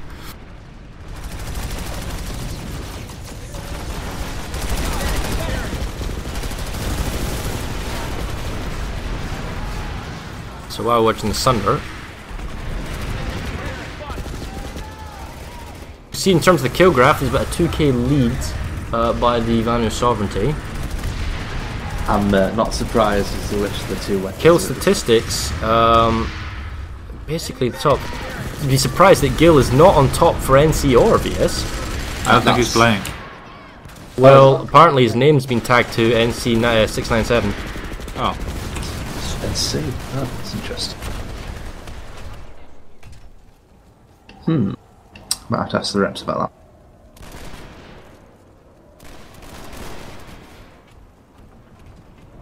that. The outfits, Maniac Smash Bros, 21 guys, they're top.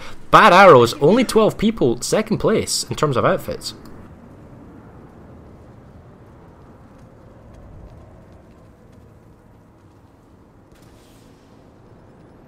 One sec, we'll just, let's go have a look. Where do we want to go next?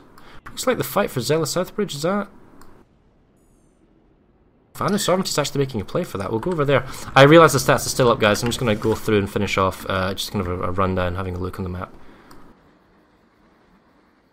Well, it comes to no surprise, the Orion and SBA 88 are double, both of them combined, actually a triple, the top NC gun, which is the Anchor.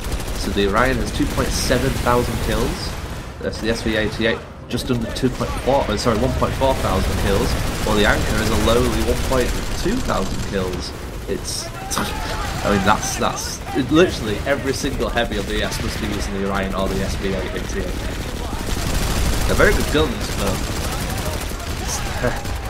this makes you wonder if they're OP. No, they're not.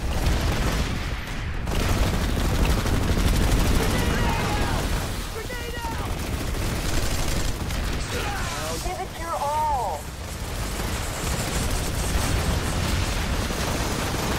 So just looking at Zella Southbridge here, the S is still very in control at the point. Yeah, it's flickering back and forth. I'm watching as well. Finally, looking at the stats, the map timeline, we can see that Emerald's taken it away, and it has gone back and forth for the last like 20 minutes. And then Cobalt is on a high in that they have been able to get a 2 clean base renewal, and it really depends what happens now. Because it looks like they're going to lose Zella Southbridge. Well, there are 3 Sunders outside the point. They've not really got an excuse. There's such a population density for the Vanu Sovereignty inside the actual cap room. There's no spawn options for the Vanu Sovereignty. It's all maxes and infantry. They've got people on the point. They just need to kill off the squishies. This is another instance of 6 seconds. Get on the point. Yeah. There you go. Finally. Wow, that was super close. Super close there again. Check out the Liberator Force that's overhead though for the Emerald. Oh wow. They're like, well, you might get this point, but we're gonna bomb the shit out of you when you come out of it. Yeah, they cleaned up all the Sunders. Thing is very high altitude. Ooh. Galaxies up above. Maybe trying to get some desperate reinforcements, but the thing is, though, if you check the population of numbers that's inside the capture point, I don't see Emerald getting the cap point back for VS. If anything, they're just going to do damage with their Liberators. Lots of juicy targets, though, for Cobalt's Air Force if they turn up. That's right, yeah. Doesn't look like they're using Cobalt's, Dalton, sorry, you were saying? I was looking at the Sunders, 2 Sunders of VS. They've actually placed them pretty well. It's not right next to the spawn room, but they can easily use the jump pad to move across to the 8 point. Do your stats follow drop pod kills? Yes, but they're a bit unreliable. Okay, because I just saw a spectacular drop pod kill on a Liberator. It was very good. Oh, check the jump pad! Huge Vanu Sovereignty jump pad dropping from the Biolab. Mega pull in from Zella Southbridge. Oh, yeah. They definitely want the space. Thing is, I wonder if did Cobalt pull out prematurely? No, they still have people here. They definitely do, yeah. They do. Population numbers, they're still out pop the Vanu Sovereignty Force. That was a good attempt to try and take the building back, but there's no maxes for the NC. That's going to work in Emerald's favour. Good engineer turret placement. Needs to be more grenade usage, and they're actually beginning to push up to the capture point. Maybe. Nah, I think their attacks running out of steam.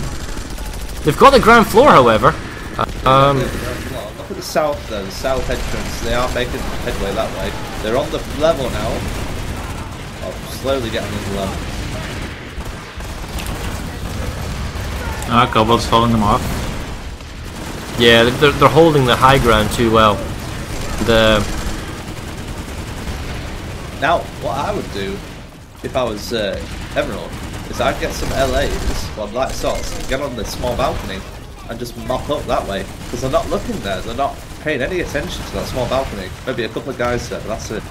In the meantime, Substation and Raven Landing are going back to Emerald. Oh, yeah. Yep, Araxicum substation on a 0-second point. Let's have a look. That's being secured. Yeah, late. It's in debate what's going on here. We've still got plenty. Mush says, I see a second Valkyrie. Actually parked. Yeah. Oh, just getting killed by small arms fire. And the thing is, the Emerald forces drop podding in on top of the kind of the building that overlooks the cap point, and they've got that as their kind of vantage point. It's good hard ground, but I don't see them grabbing the space now. They're outpop pretty heavily, 67%. Ravens Landing, however, overcommittal of forces. Big overcommittal of forces are on substation for the Cobalt forces, which means they're going to lose Ravens Landing. That's painful. No chance here for Cobalt to secure No, this. with 8 seconds to go, and they've got a good Sunder location watching the spawn. So Raven Landing is going to flip back now into Emerald's hands. In the west, we can see that there was a close capture in Soltec Gorge. It was less than a minute, and now the NC's made a save, and that's coming back into their hands. Bastion is almost fully saved. Still a half platoon of NC there. I don't know if that's smart, to have so many people there. Emerald just needs a small force to harass people at Bastion and flip points, so they have 3 lanes secured. I mean, Cobalt's done a good job. They've saved 4 bases that are under attack, but they've lost the 5th one. So, I mean, in that respect, Emerald's doing a good job in applying pressure on multiple areas of the front. And we're up to 58-41 now, in terms of numbers. Looking at the actual lanes themselves, Emerald in a very strong position. The only weak point is actually the Bastion. If they can get the Bastion back, then it means they've literally locked them down to the Araxis Firearms lane, the Zella Southbridge lane, and the Soltec Gorge lane. That is it. They cannot be attacked anywhere else. Yeah, because the Emerald forces are not leaving the biolab. It's not an empty biolab, so the Cobalt forces can't get in and set up to make the flip again. So there's going to be a constant fighting between the biolab and Southbridge. In terms of Araxicum substation, you can do a precarious, you can do a dubious, how should you say it, Mikala auxiliary compound attack, maybe push for the tech.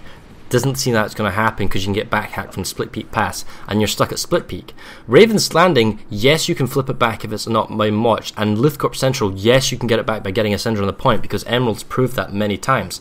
But we can see here that Cobalt's play is going to be from the Bastion. Bastion's fully saved, and now they're going to make a play in the Araxicum Network Hub and West Foothills Air Dock again. That's great.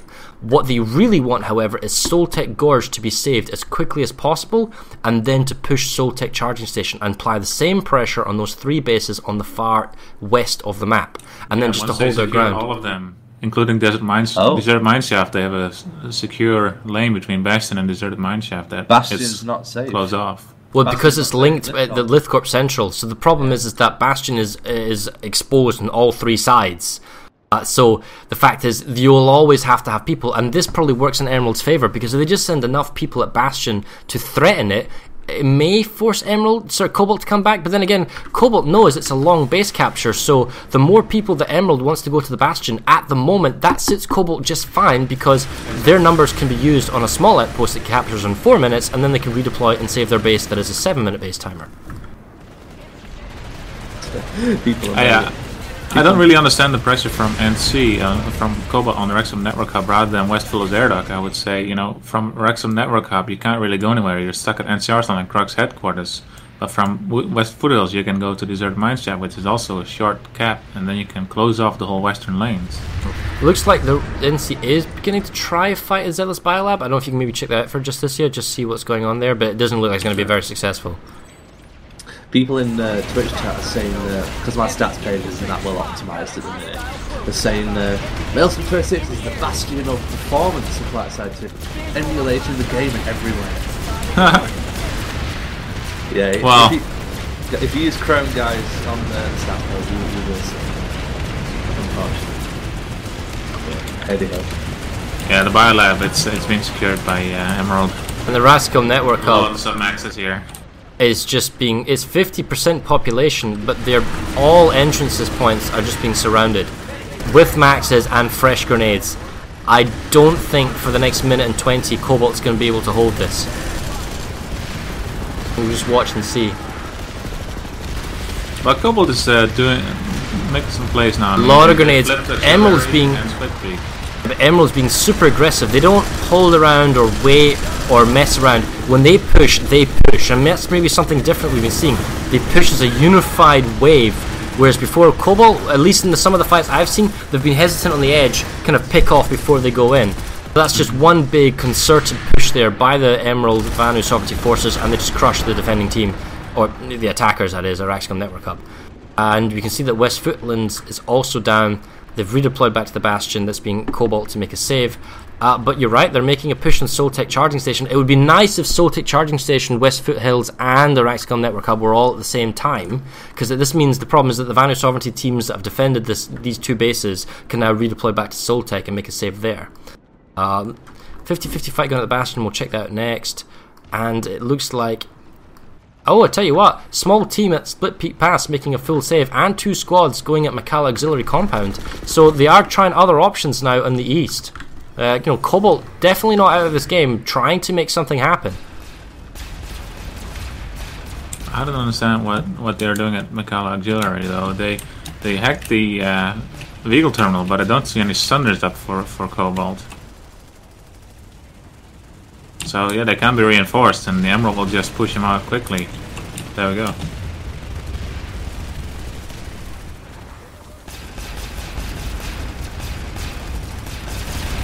We're looking at the Bastion. It's Mag Riders with PPA Top Gun attachment. Splash damage, right? Or firing into the tower for the A capture point. And actually, it looks like the A capture point is being flipped. So they are going to get all 3 capture points. In terms of population numbers, they do have 62%. What is... Oh, look! Cobalt has actually reinforced the Axcom Network Hub, and it's 60 seconds to go. So they've actually gone straight back to the base. I like this. I like that they basically went back. And I think this is Jesters. Not a huge force, but it's sub 60 seconds, and Vanu Sovereignty nowhere to be seen. I like this. I like this a lot. It's the ability, the redeployment play. You know, if you've lost it, and then looks like Emerald left too soon. The fight at West Foothills air dock has totally died off. Looks like they've also been pushed off Soltech Charging Station. That's Emerald pushing off Cobalt, but we're sub 35 seconds. Emerald's here. They're surrounding the base. We can see motion darts for the new conglomerate. They know where they're coming from, and with 25 seconds to go, it's a big redeployment. There's plenty of time for Emerald to run to the point. This is a big ask here for Jesters. They can pull this off. It's going to be very impressive. And it's up to Emerald. They can run straight in, and they should be running straight in to get the plant point.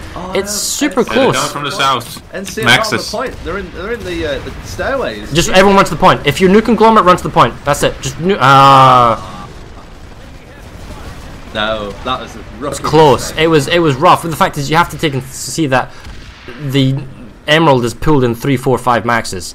I mean, that's hard. There's not much you can do. Maybe you could have fall back late, maybe some C4 traps, defended just the cap building with sub 10 seconds, but it was a good attempt. Well, that's the thing, though. All of them were in the stairwell. No. Oh, wow. If you're less than 20 seconds, you get your asses on the point. Split P pass. Big play for the large outpost. They've got all 4 points, 60 seconds to go. They've only got a slight population advantage at 58%, and it's not full 2+ platoons, it's 1 to 2 platoons. We can already see that there's a big redeployment now happening for the Emerald team. Are they going for Delta? Yeah, they're going for Delta if they can get under there. You've got also auxiliary compound flipping to NC. They're trying to get the Delta. There's a good defensive kind of chest-high walls fight going on. Yeah, they just need to hold them off. I mean, just throw grenades and try to halt their progress. And Emerald got the D.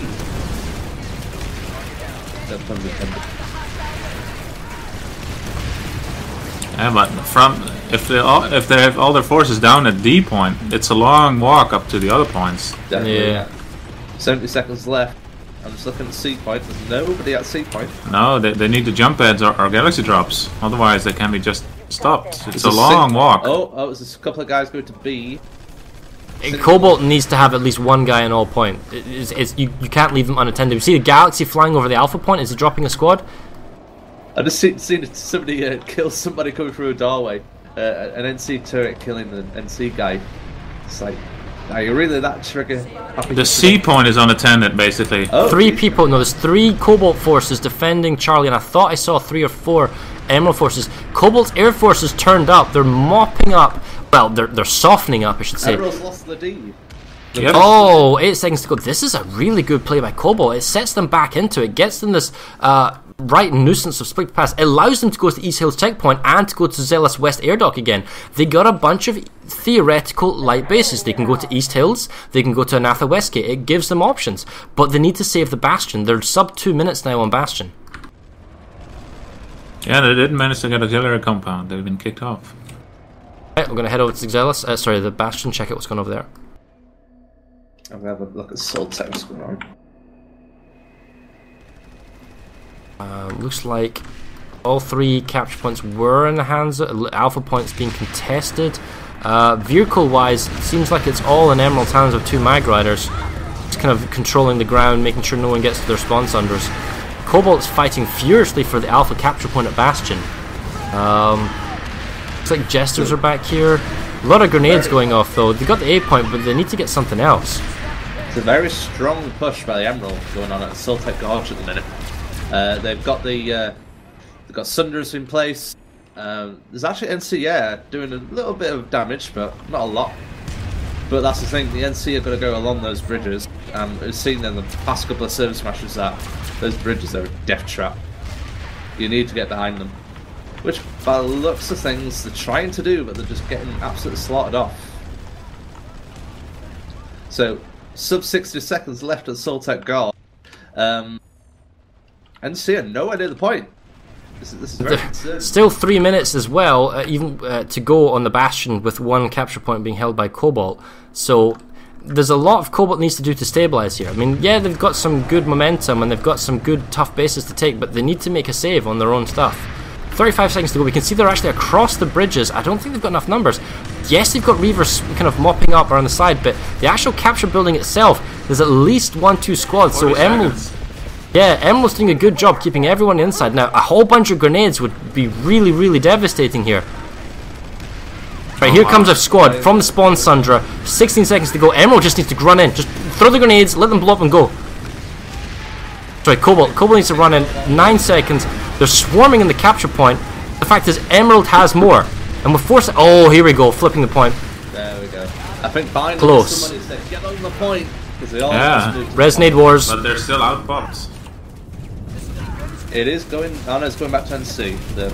Yeah, but it's NC has the ground, but I think they're actually TKing each other more than anything else. The Bastion, 20 seconds. Secret, Soltec Gorge, there are no VS. The NC are just shooting each other continuously. Yeah, Emerald is getting the A point in the tower. It's only 10 seconds and the base flips to Emerald. Oh, that's brutal. Good job that they got split peak, but it's horrendous that they're losing the Bastion.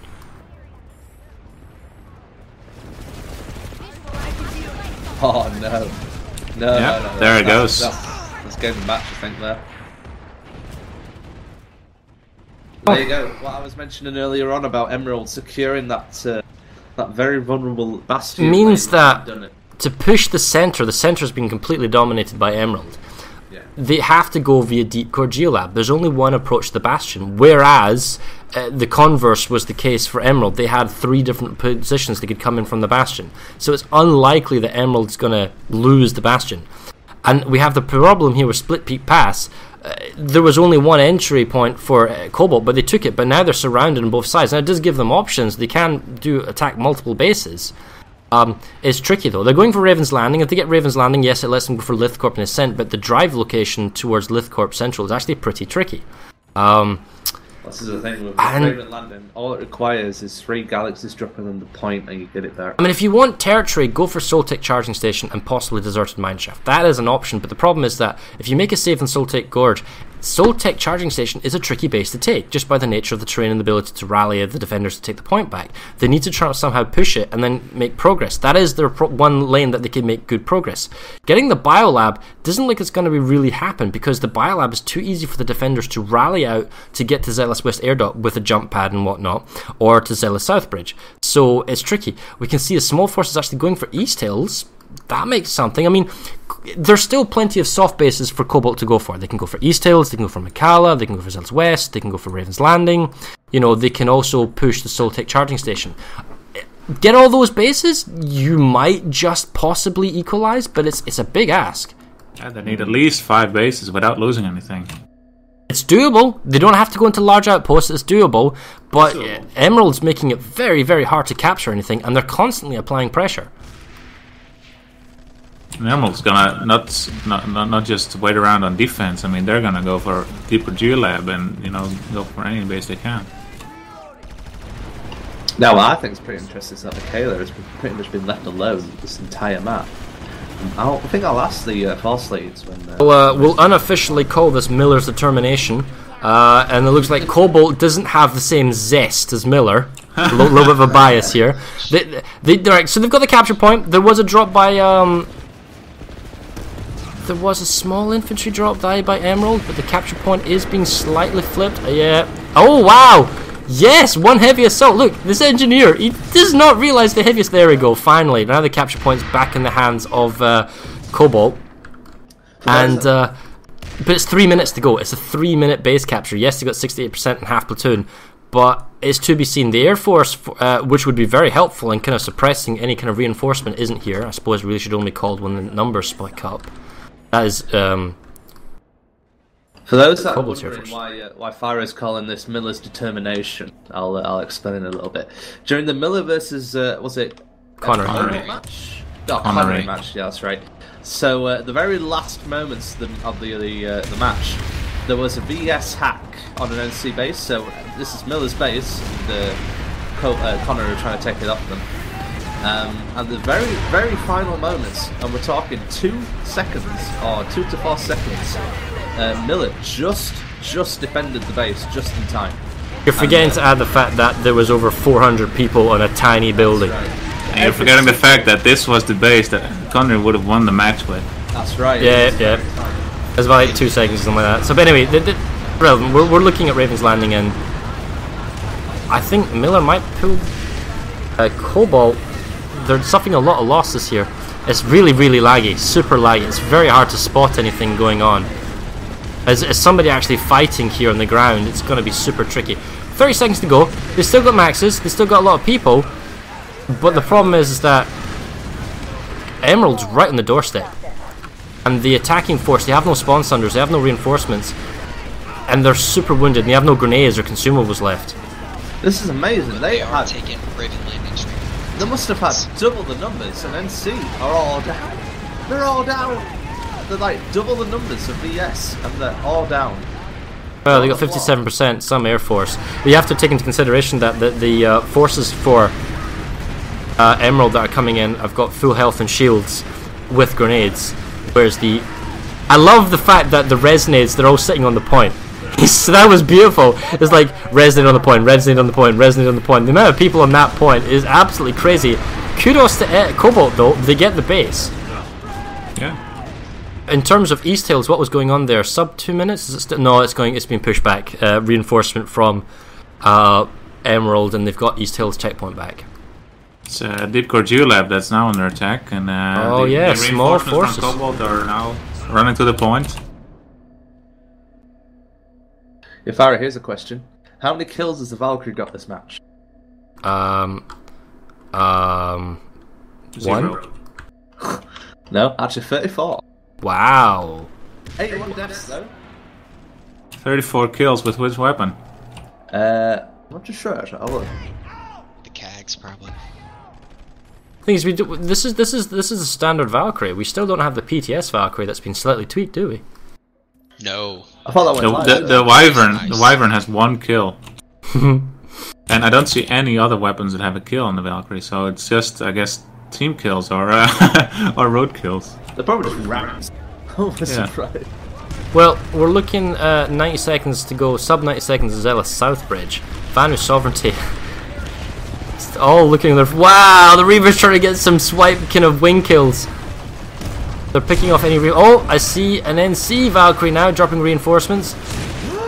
Trying to clear the roof up. 60 seconds to go. They've pulled in a Sunder. Is he going to set up and deploy?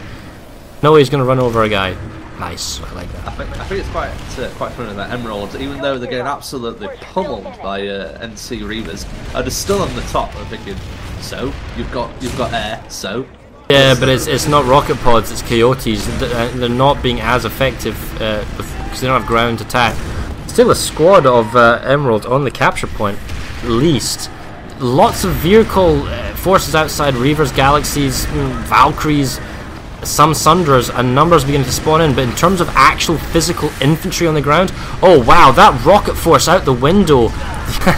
Very, very nice. In the match. Problem is, there are more people repairing the Sundra. Look at this repairing force by DDR4. They're all repairing the Sundra. They're not actually going to the capture point to make a save. Alright, okay, fair enough. There's enough people to go in, but I imagine if they lost the base because they were all repairing the Sundra actually rather than going for the cap point. That would be quite embarrassing, yeah. Okay, so they make a save in Zealous Southbridge though, so that's kudos. Biolab still safe for a while. Small attack at Split Peak Peace by Emerald against Cobalt. Araxicom substation, very large platoon plus force from Cobalt, probably on the save. They need to move out though.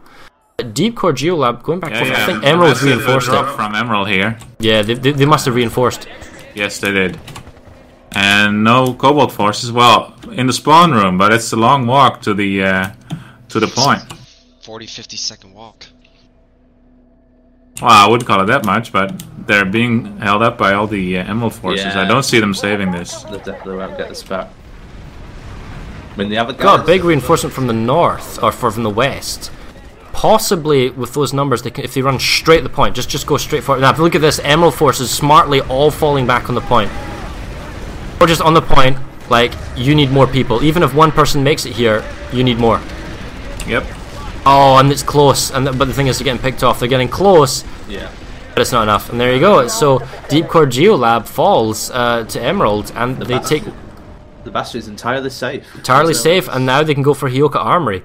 Soltec, Soltec charging station, they have 55%, but they can't do it now because Soltec Gorge, they've been outflanked by a half platoon of Emerald now on Soltec Gorge. So the forces that are at Soltec charging, and in fact it's the Emerald forces that were at Soltec charging, they're instantly redeploying and they're going to Soltec Gorge. The Emerald forces, so the Cobalt forces need to redeploy faster, they need to play faster, and now they have to go back to Soltec Gorge. And Raven landing again. Yeah, Emerald is just platoon plus. A lot there. So let's look up.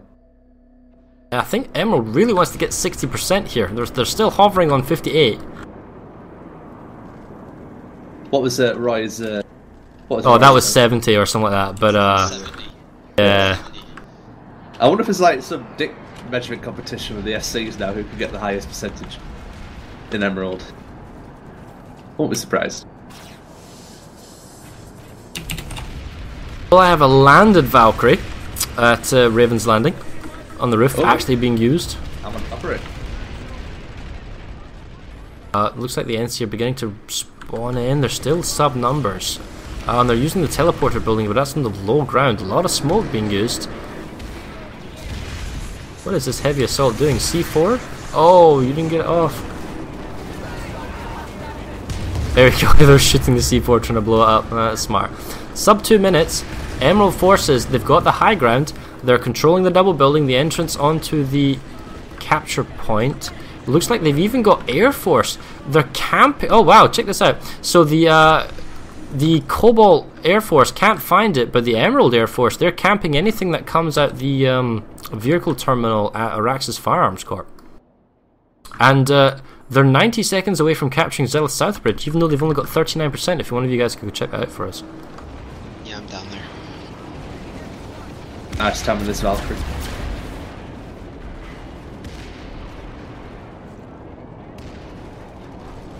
Not much going on. The PS is holding the point. They got maxes on all the stairs. NC just can't push up the points. You're gonna have to speak up, dude. You're far too quiet. Voice. It looks like the NC just made a massive push and they've just resecured it.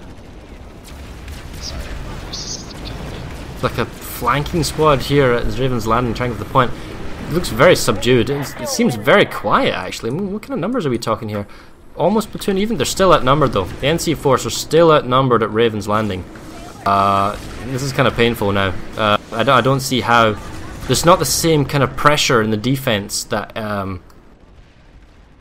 the Emerald has to submit to, because when put it this way, when Cobalts make a defensive play, they have to try really hard to get to the point. But when Emerald is making a defensive play, it's always an overwhelming force, or just like a kind of a wave, a tide. This one big push that'll do it. We're about to lose this facility. Or maybe I should rephrase that as being, it feels like it's more uniform, like one big coordinated kind of save. Right now, I'm just kind of seeing small kind of squad-orientated defensive play by Cobalt at Raven's Landing, kind of people going out piecemeal, and it doesn't look like it's going to make a difference. And with 6 seconds to go, it doesn't look like it's going to happen. So Raven's Landing is going to go back to Emerald. And what? So there's a Valkyrie team by this SK outfit, right? And they're picking off the spawn sunders for the Vanished Sovereignty at Raven's Landing.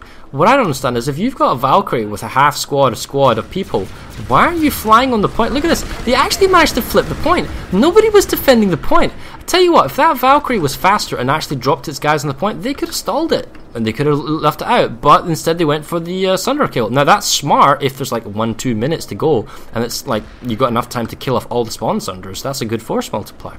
But when the base is sub 15 seconds, you fly for the point. Well, anyway, Emerald's making pressure on Split Peak Pass. Cobalt was making a play from Makala Auxiliary Compound. Looks like, oh wow, yes, so Emerald's making a play for Hyoka Armory, which will go there now, and Cobalt's making a save in Soltech Gorge. I'm just going to zip over. Makes me wonder if the Cobalt SA commanders start to lose heart now, in terms of that middle lane, especially. Now, oh wow, multiple Sunders actually at Hyoka Armory. 4 Sunders on the point at Hyoka Armory. What? Cobalts as well. Oh my god, is that rubbing salt in the wound? Cobalt to kill Cobalt. We got Furies. Yeah, we got some twin Cobalts. Cobalts and Furies. So it's a good combination of weaponry. No repair Sunders, all blockades, so going to rely on some engineers. Pretty quick with maxes. 33 seconds to go. No, the Cobalts offer far too much of a force multiplier. As long as they've got enough people. J&J, no, not J&J, sorry, Jester's on the point. One heavy assault, nice, picked off. Max and infantry. Things like this, like having been able to have Sunders on the point, it's especially bad in Austin as well. It's well, if you learn the base and you're able to do it, then you're able to do it. You know, you can try and stop people getting up. I mean, heck, people put vanguards on the capture point in tech plants. That is true. I mean, I wonder if the devs sort of think, maybe we should do something about this, never get around to it. If they're doing it, they can do it. Yeah, it's pretty easy. Just make the door smaller. Anyway, the fact is, that is another base taken by Emerald, and they're into the 61 percentile now, so they are just constantly applying pressure. It seems that when Emerald makes a play for a base, Cobalt doesn't have a response. It's well thought out and there's lots of force multipliers. The thing is, when we see Cobalt go for a base, I'm seeing a lot of infantry, and I'm seeing a lot of infantry to the point, perhaps with more maxes on the point or being kind of force multipliers. I'm not really seeing the same issue. I mean, yes, Cobalt's deploying Sunders, yes, they've got an air force, but when they actually go for the point, infantry maxes, what they have is what they've got. They don't reinforce deploy, if that makes sense. They might come back if they lose the point, but that's about it. So I think, just in general, Emerald is playing better at the bases. Yeah, I do agree. I'm looking at the Soltech here. Oh, wow, that... Did you see that Valkyrie just fly and land on them all? I think that's where the kills are coming from, you know. They thought, you know what? Well, not from the Valkyrie's weapons, because, you know. Just belly land on top of them. Ram them instead. But anyway, it's a fair play to him. I mean, the Valkyrie is a pretty big aircraft. 90 seconds to go. Most of the... Okay, so it's, yeah, basically the entire Emerald force that's here is pretty much on the capture point. There's a harasser. What are you going to do? Let's follow you. Harasser with Cobalt. Prefer PPA, but okay. Just being a right nuisance, that's what he's doing. Buying time. Anything. Oh wow, check the reinforcements coming off the bridge of the Cobalt. That's a big number redeployment. 60%? Okay, to be seen what happens. The thing is, can this Cobalt force is coming across the bridge? Just make the play. Throw the AMP grenade and just go in and kill everything. They just did get a galaxy drop. With the nature of the EMP grenades and turrets these days are just mobile walls. That's all they're used for. Yeah, that's right. Nobody actually mans them. Now, having said that, NCR knocking on the door. Yeah, but it's not going to happen. Not with 38 seconds. I mean, if Emerald get this, wow. But yeah, NCR getting it back.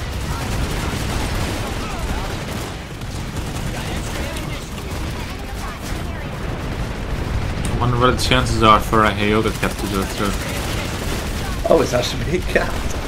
Oh wow, I didn't expect that to happen.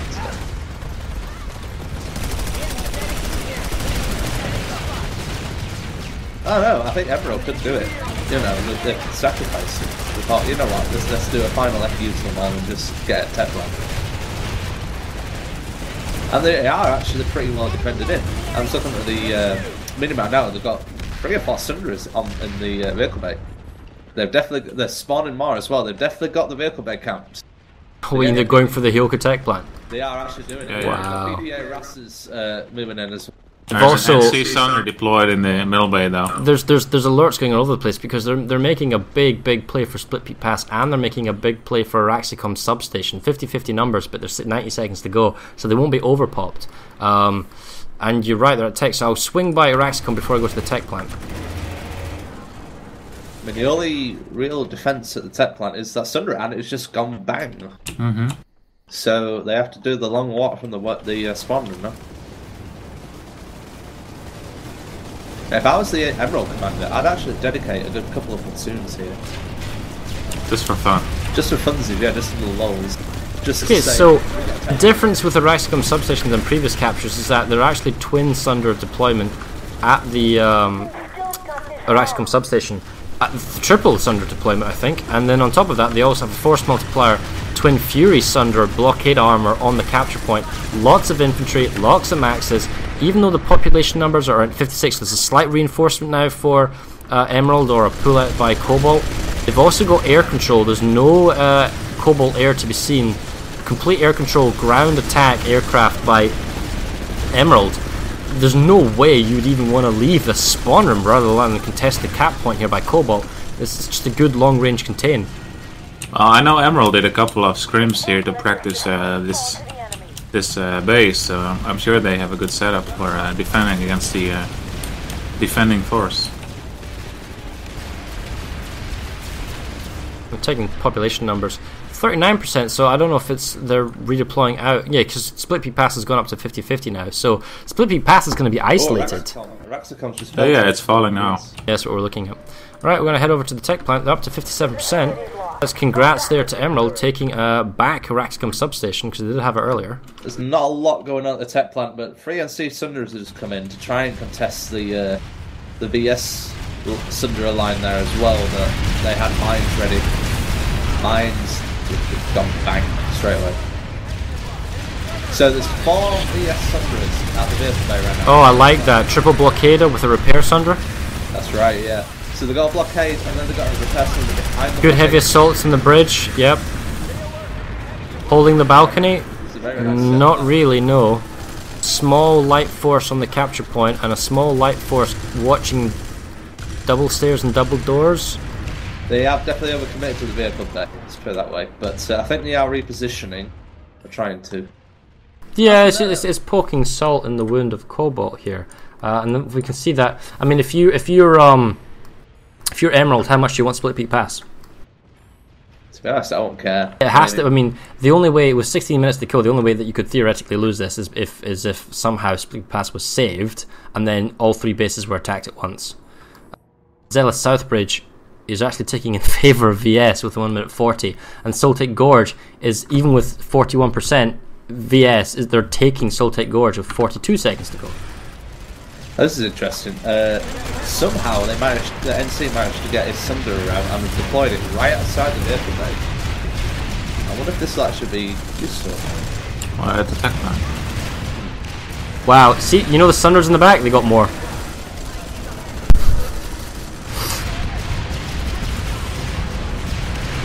But that's a very strong line. You tell you what, engineer, utility belt, AV mines, you could get about 4 Sunders with one setup. It's just right stacked on top of each other. And they're trying to do that. Oh wow, the guy just... This Jester guy just rocket launched a new conglomerate mine. His own AV mine and just killed himself. Oh no. There you go. See that? Got two, maybe, well, two Sunders with that explosive mines. Well now. Still, it's very lightly defended. They can easily push. I saw a couple of squads through the... yeah, double doors. Big gun, yeah. Easily get the back, but... Double doors in these two areas over here for the stream. But foolishly, they're going to the midway. Why? I mean, what's the point? I mean, you clearly know that there's going to be a fuck ton of people there. Why would you bother committing design? I don't understand why Cobalt wants to attack on the trickiest of locations. I mean, okay, so Cobalt saved Soltec Gorge while we're watching this. Do a two-prong attack. I don't understand why you can't approach from double doors. I mean, I'm actually going to go there and look at what the problem is. So yeah, there might be lag and yeah, there might be terrible frame rate, but you're not attacking from... No, I'm checking double doors. It's completely empty. It's completely empty, yeah. We There's just... a single NC light assault on the point, and he's getting it back. What Another one coming right behind him, yeah, and there's some medics coming in. So this small squad of 5 people made the difference, got to the point. And now the Emerald infantry is going to have to come round and back.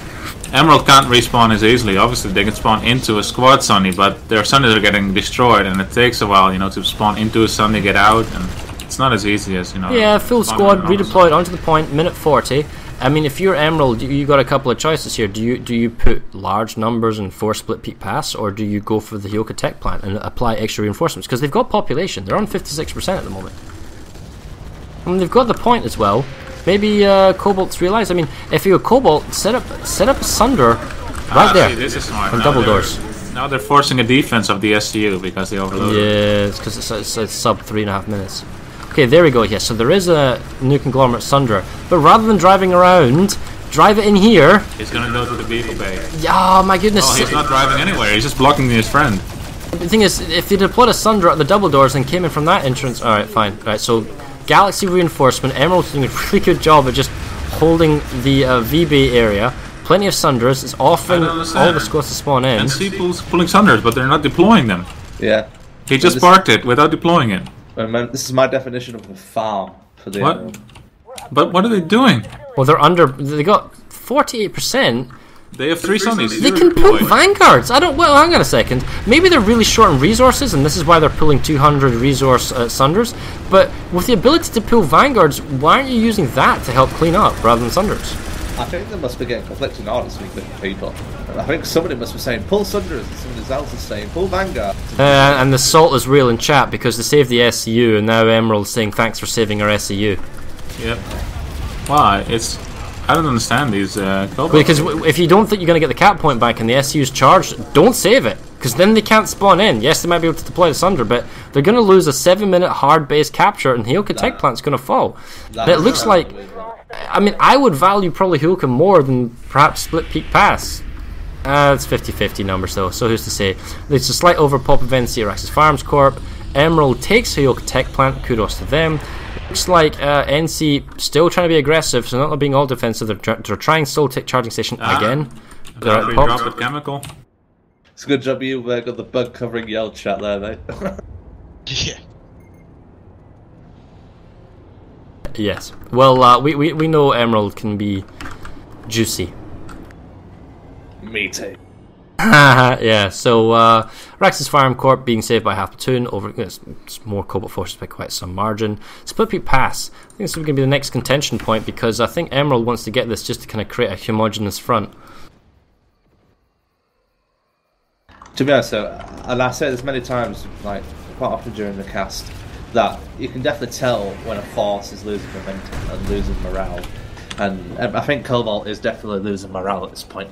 I mean, they've lost Hyoka, something that they could have easily got back if they didn't do the damage, and they did. So I don't know if it's the leaders just giving up or the players just not following orders. Just might me wonder. We're 11 minutes to go, and the defense here is pretty crazy by Emerald. Oh, they need to keep people in the point though. Small kind of forces kind of dropping in and around, causing points to flip. It's more than anything else. It's not going to be a serious threat in terms of getting the point back, but it's stalling time.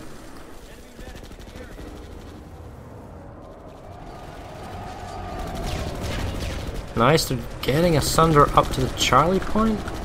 What's the no deployment field like at Split Pea Pass? It's actually fairly large, isn't it? Preventing, yeah, it's so large that you have to put it in like the north of the rocks on the A point.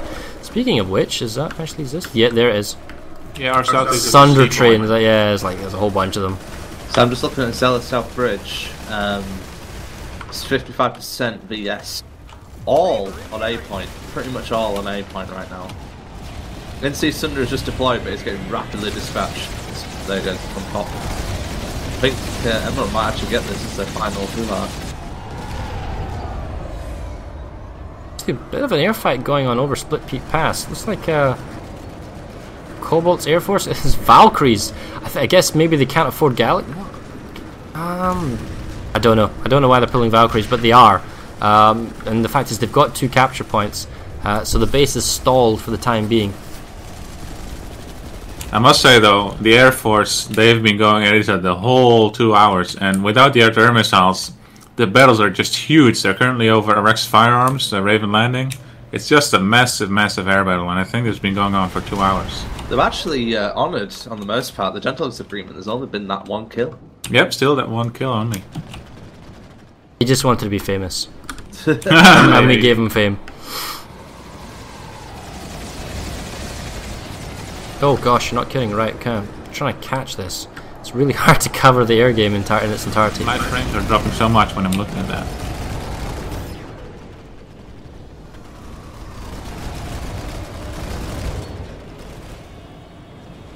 Can you imagine being a pilot then flying in this?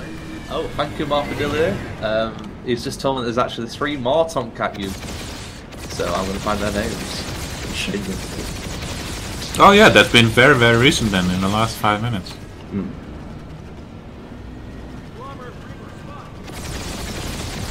I guess Cobalt won't take it anymore. Because it's only been the Tomcat, not the Photon Dryer. Wow, the frame rate is real. Herberder. Frame rate? What frame rate? Yeah, there we go. Just watching this aerial battle going in the skies, which, to be fair, it's not really doing anything except from tying each other up. You've got an Air Force, so we'll have an Air Force and we'll just fight each other. It's almost entirely detached from what's going on the ground. Zealous South Bridge, 10 seconds. Oh, looks like they're finally going to get their hands on it. The Emerald has been working on this for some time now.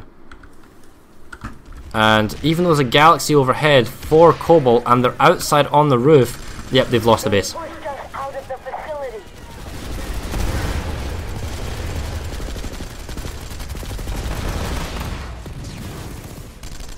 So Emerald pushing their lead now up to 64%. It's getting kind of painful. Yeah, they're getting the Gorge and Hyoka Chemical. Oh, Hyoka Chemical. Hyoka Chemical is a pretty defensive base with the nature of the, you know, the tunnels. gorge tunnels and all that kind of stuff. Yeah. We're gonna head over then to the center and west. They're already pushing on Granite Valley. It's not gonna get it now. It's sub 7 minutes. Left in the match. Now 7 minutes. So we're reaching a point now where obviously Cobalt can't get back and grab all the territories, but what can they do? Can they save Hyoka Chemical Labs? Can they minimize the damage that's happened? And can the Emerald push their advantage here? Because it's really Emerald that's on the offensive at the moment. Does Cobalt have any base capture? If I were capture? Emerald now, I would go for Split Peak Pass. I mean, You just want Split Peak. Well, it's some progression to it. Yeah, you'd need all 4 capture points. It depends. Yeah. We're getting Hyoka Chemical though. They got numbers on it. Most of them are on the upper staircase. Doesn't look like there's anywhere near a cohesive enough defensive team by Cobalt to make a play. Seems really kind of patchwork. Either there's some Cobalt teams that are coming in as an organized force, making a play and getting bases back, but a lot of the time, when it's really, really large numbers, Cobalt, or I say that now, here comes a team of Maxes in the tunnels. You may come up to Celtec Gorge. Yeah, it's 10 seconds, and then he'll come for 30 seconds. It's the force of Maxes incoming, galaxies on the roof. The skies are relatively clear. Team is now moving in. But they're stalling. Look, they abandon their maxes that go in. They go to the door and then they just wait. Look, what's this max doing? You either go in or you don't go in. You don't hover around. And now they're just keeping themselves pinned on this doorway. They're being hesitant. Emerald just needs to jump on the point. It's downstairs, the point in this base. Yeah, but this energy max force. What's this max doing? Go! Oh my goodness. Yeah, they shouldn't be anywhere near that painful. They should have gone up, saved their... Yeah, here's his charge now. They should have all just charged in like that. That was kind of bad play there by Cobalt. The story of this match. Cobalt just not pushing in a concerted force. Yeah, when the Emerald team goes in, they go in and that's it. You know, my life at ire, I just died. Big pass though now. Oh yeah, they've redeployed 2-to-1 numbers. You're right, they're going for it now. I have my list here. So I have here ServerSmash NC 692, which is from Zidarin from the AOTR outfit on Cobalt. Danko Jones with 1 kill from Viper, NC 698, and old friend Cooler 0841 with 1 kill from XPWR. You got a second one? 3 people in total. So Zidarin actually had 2 kills. Oh right. So we'll get extra lynching, I suspect. Yes, we'll kill him twice. See, there's kind of a roleplay reversal here. This time Cobalt has saved Delta capture point and now trying to push up the tunnel. And wow, there's just like Emeralds ramming maxes down their throat, taking back the tunnel. It's discos, laser balls and sex coming through here, and they're going to get the Delta point back because there's so much firepower. 4 minutes in the match now. Oh, the Bravo point is flipping though. It's close. Whether or not Emerald can get this base in time, it's debatable, because there's actually... Okay, no, maybe they'll get the Bravo capture point back. There's a max there being nuisance. Twin maxes. That one heavy assault needs to get on the point. If Emerald wants it, they're going to drop their entire force here. This is the only base really that they have contention to that they can take. Yeah, 3 minutes 30. They could do Hyoka Chemical. They can't do Kwati Pass anymore. They could, and they are, look, doing Zealous South Bridge. There was a... Oh, actually, that's a save. Secure. That's a secure. Well, to be honest, you're right. Split Peak Pass, they need to send everybody. You might as well. Yeah, why not?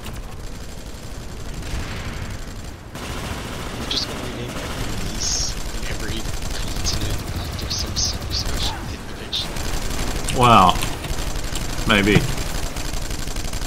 Still waiting on DBG to rename East Hills Checkpoint though. Yes. Heartbreak Ridge. Wow. They're really serious about this. Check out the reinforcements that have come from Alpha. Yes, it's been called. Everyone realizes that Split Peak Pass is the last base that can be worked for. We're 96 plus. Essentially the entire team is here. Everybody is here. Yeah, it's 2.5 minutes remaining in the match. Yeah, 570 people, guys. All 3 points. Got about 570 people coming here. 2 minutes 20, 1 minute 30. That's with 1 capture point on the hill by Cobalt. Cobalt needs to get just 1 point back. And Emerald wants it. In fact, Emerald's actually pushing Delta now. It's going to be much quicker. Going to be sub 30 seconds when that thing flips. Oh, wow. That's a big one. It's actually only a small force actually at Delta. They're going to get D back, so D is not going to flip. Cobalt's going to keep Delta. It saved them time. Yeah, and the thing is, Charlie, they need a gal drop or something. Is that a Galaxy? By 2 VR? 2 minutes now. Dropping people. Oh wow, but check the number of people by Vanu Sovereignty. Every point is just mega swamped. Yeah, and they got Sundays in the hills to the north. Yeah, it's just reinforcements. That's where the maxes are coming from. The fact is that Emerald is just locking down all the points. Yes, and the air forces are here. All the air forces are here. It's wow. Honest, I think Cobalt has does not have air control. Look at the number of liberators just splashing the ground, and they got scythe control pounding the spawn room, chasing off any Cobalt air force that tries to come and kind of interfere.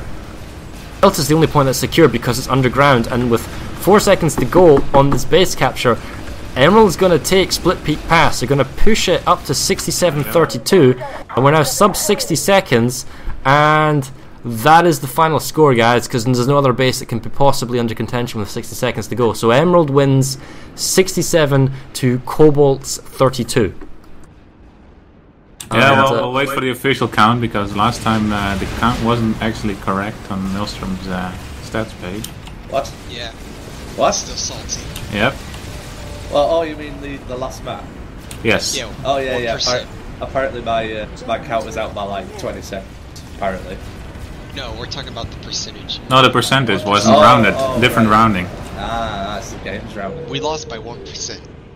Yeah, but yeah, the rounding's different because the territory control actually on the map, guys, you don't know this, is actually delayed. It can be like delayed by up to 30 seconds sometimes, or 20 seconds when actually things happening. Whereas the API is instantaneous. 9, 8, 7, 6, 5, 4, 3, 2, 1. End of match. End of match. Congratulations to Emerald for winning with 67% against Cobalt's 32%. Is that correct with the in-game count? Yes, it is. So See, there you go, guys. It was 66:33 in the delay, so because split pass went through. That's why we use the APA things, because wow, can you imagine the drama if the timer went in that 20 seconds gap? Anyway, so if you guys could be so kind as to go grab our force leads, and we'll go to the interview channel in a few seconds. As far as Maelstrom looking at the map, First commanders, please join us in the interview room. Thank you.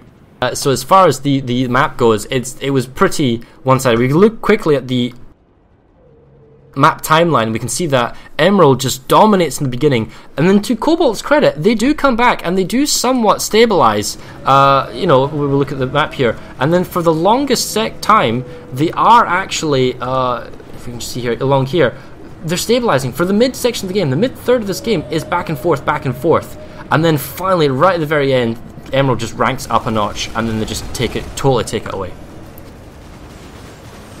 Right. Well, the result is anti-air missiles have had more kills than the Valkyrie weapons. Nice. Okay, we're going to jump down to the interview channel, guys, and you guys can just fire some questions away if you're curious what's going on. So let's jump down there now. Hey guys, how are you all doing? Good. Exhausted. Great. Very tired. Right. So I guess the first question we've got to ask is, Cobalt, what happened? I think the main problem really was that we were losing the 50-50 fights. I think that if you boil it down to the key problem, they had better players than us. It's that simple. If you're losing 50-50 fights, defenses. I mean, we were having to pull 60% in to stand a chance in some areas, and then holding it 50-50 in others, and yeah, that's our average standard just wasn't up there this time. What about the tactics and the play? Do you feel it's just basically the 50-50s? You're sending equal roughly numbers, and you just weren't really winning them? Yeah, exactly. I don't feel that we made any critical errors in terms of moving around the map. We never kind of overcommitted to defences. It's something that we try to avoid because it can lose you things. But yeah, we were just losing. Sometimes with like 60%, we just weren't edging it out. I'll have to watch the stream afterwards to see if there's any platoon level kind of tactical things going wrong. One thing I noticed was the way they were moving back into bases that they'd left makes me think that we were leaving Sunderers behind. With the patch change a while ago, where when they're deployed you can only auto spot them from about 15 meters. I did wonder. Oh, the stealth setup, you mean? Yeah. So I think maybe that was going on a little bit and helping them move back onto bases quite efficiently. Cool. Let's ask him then. Emerald, congrats, you won. You got revenge for the tournament loss, so well done. How do you feel, and how do you think you won today?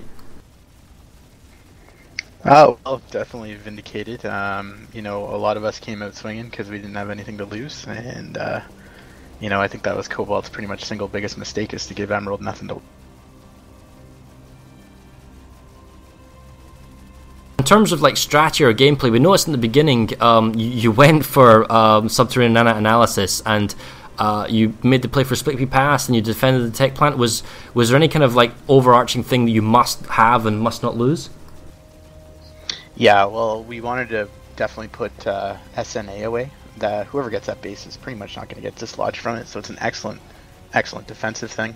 We knew we wouldn't have to worry about our eastern flank at that point. Same with Split Peak Pass. We have a lot better Sunday placements, or just Sunday placements in general, as opposed to coming from that southern warp gate. So I wasn't too concerned when they got it again mid-game, because I knew that we had that advantage in our back pocket, and obviously we didn't have an issue with it by the end of it. So we wanted to really secure that eastern flank and then focus on the central and west. Maelstrom or Justicia, you got any questions you want to ask the guys? Well, but my main question first is, what did you think of the air game, the ban of the air-to-air missiles? We saw that during the match there were actually 4 Tomcat kills by the NC and 0 by the VS, and well, 1 Valkyrie weapon kill. So, what did you think of the air game this match? I'll defer that to Wycliffe Slim, who is our air. Wycliffe doesn't have talk power, I'm afraid. Oh, he does now. Does now. Wycliffe, what did you think? I didn't do a whole lot of flying that time, but from what I heard from everyone, even when we were losing fights, everybody had a ton of fun. I managed to get a lot of people in who normally aren't interested, so, you know, I don't know if any other servers are going to be interested, but I know that everybody flying with me had a great time, and several times throughout the match made comment of how much more fun it was to fly without constantly getting beeped. Winning helps. That makes it a lot more fun as well.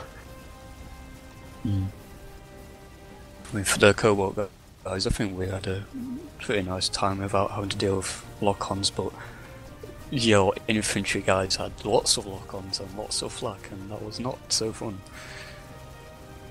Well, you guys had a really nice flak nest around Bastion. It caused us grief for at least 20 minutes. I don't know how you managed to keep that place alive for so long, but it was very difficult to provide support in that area. You mean on the mountainside, on that little platform? Yeah, that was part of the opening strategy. Yeah. I even tried to crash my Gal into it, just in that faint hope that the debris would kill everything, but of course no.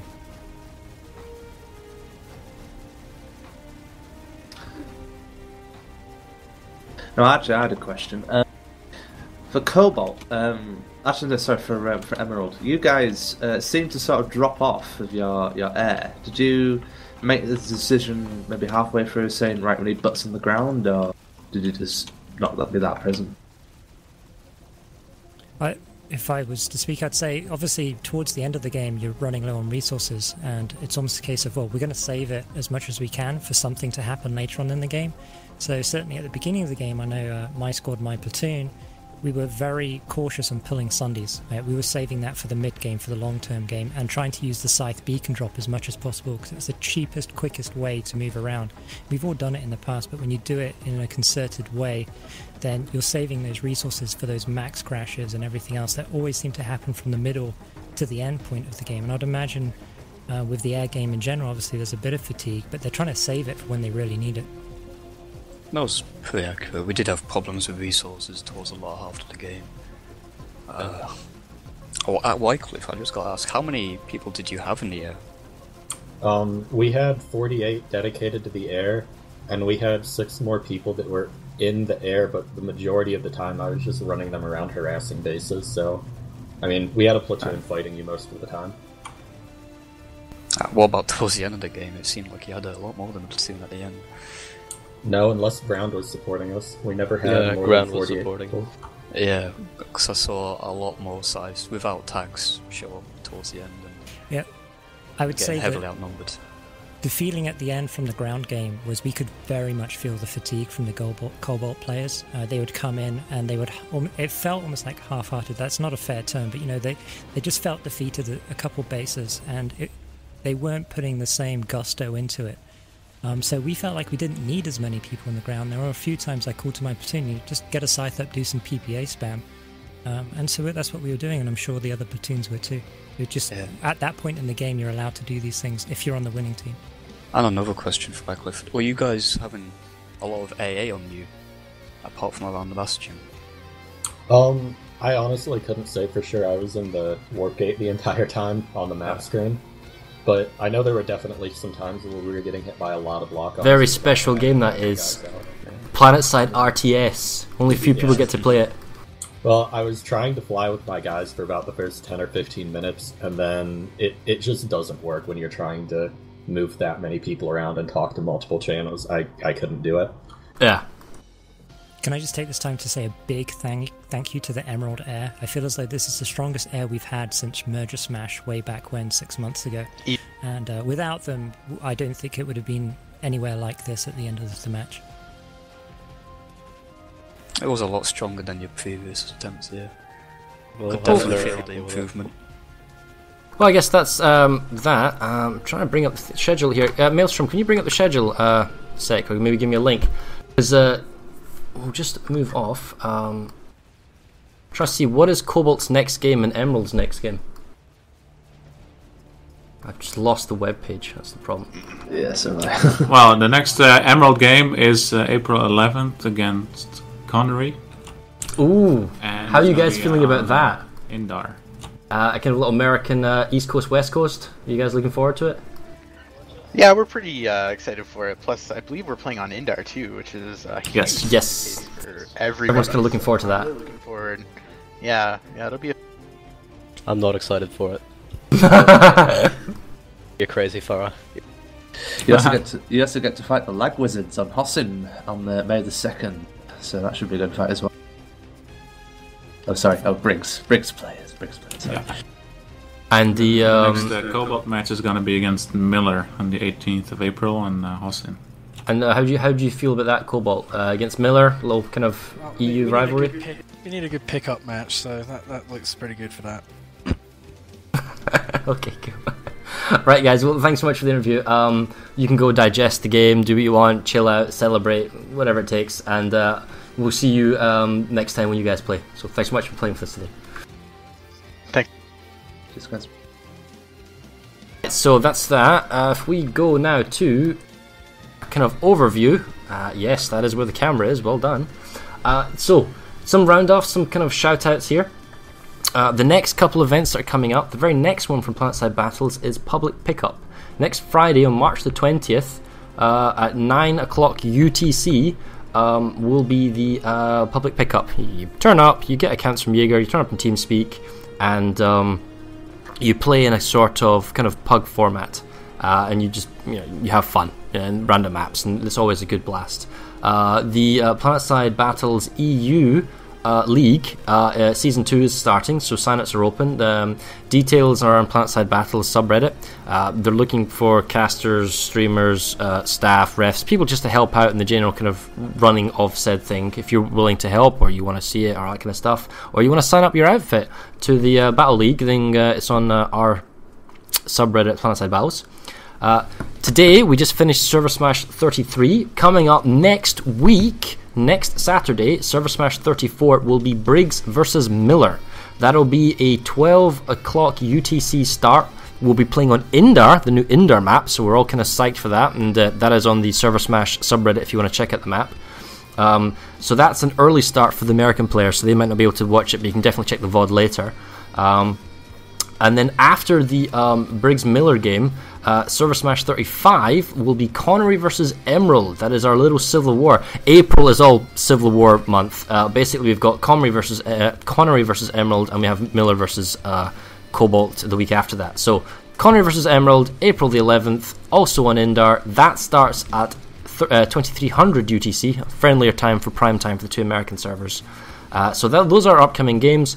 If you want to find out more, Planetside Battles subreddit, or check out the VOD after the stream ends, and we'll put it on YouTube in a while. You got any final thoughts, Maelstrom, or just this here, just as we sign off? No, okay. Alright, cool. So thanks for playing, guys. Thanks for watching. We appreciate you guys coming out and checking out and Twitch and whatnot. And we will see you, in terms of ServerSmash, for number 34, Briggs Miller, on March the 21st. We'll see you then. Goodbye.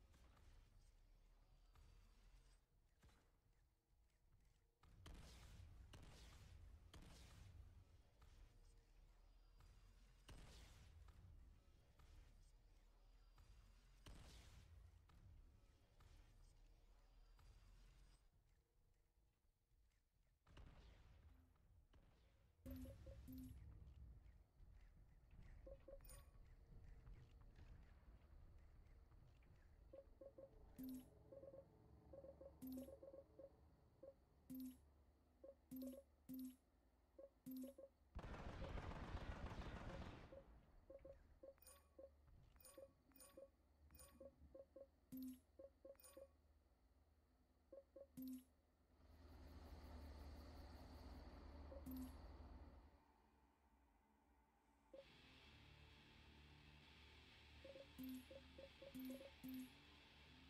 you.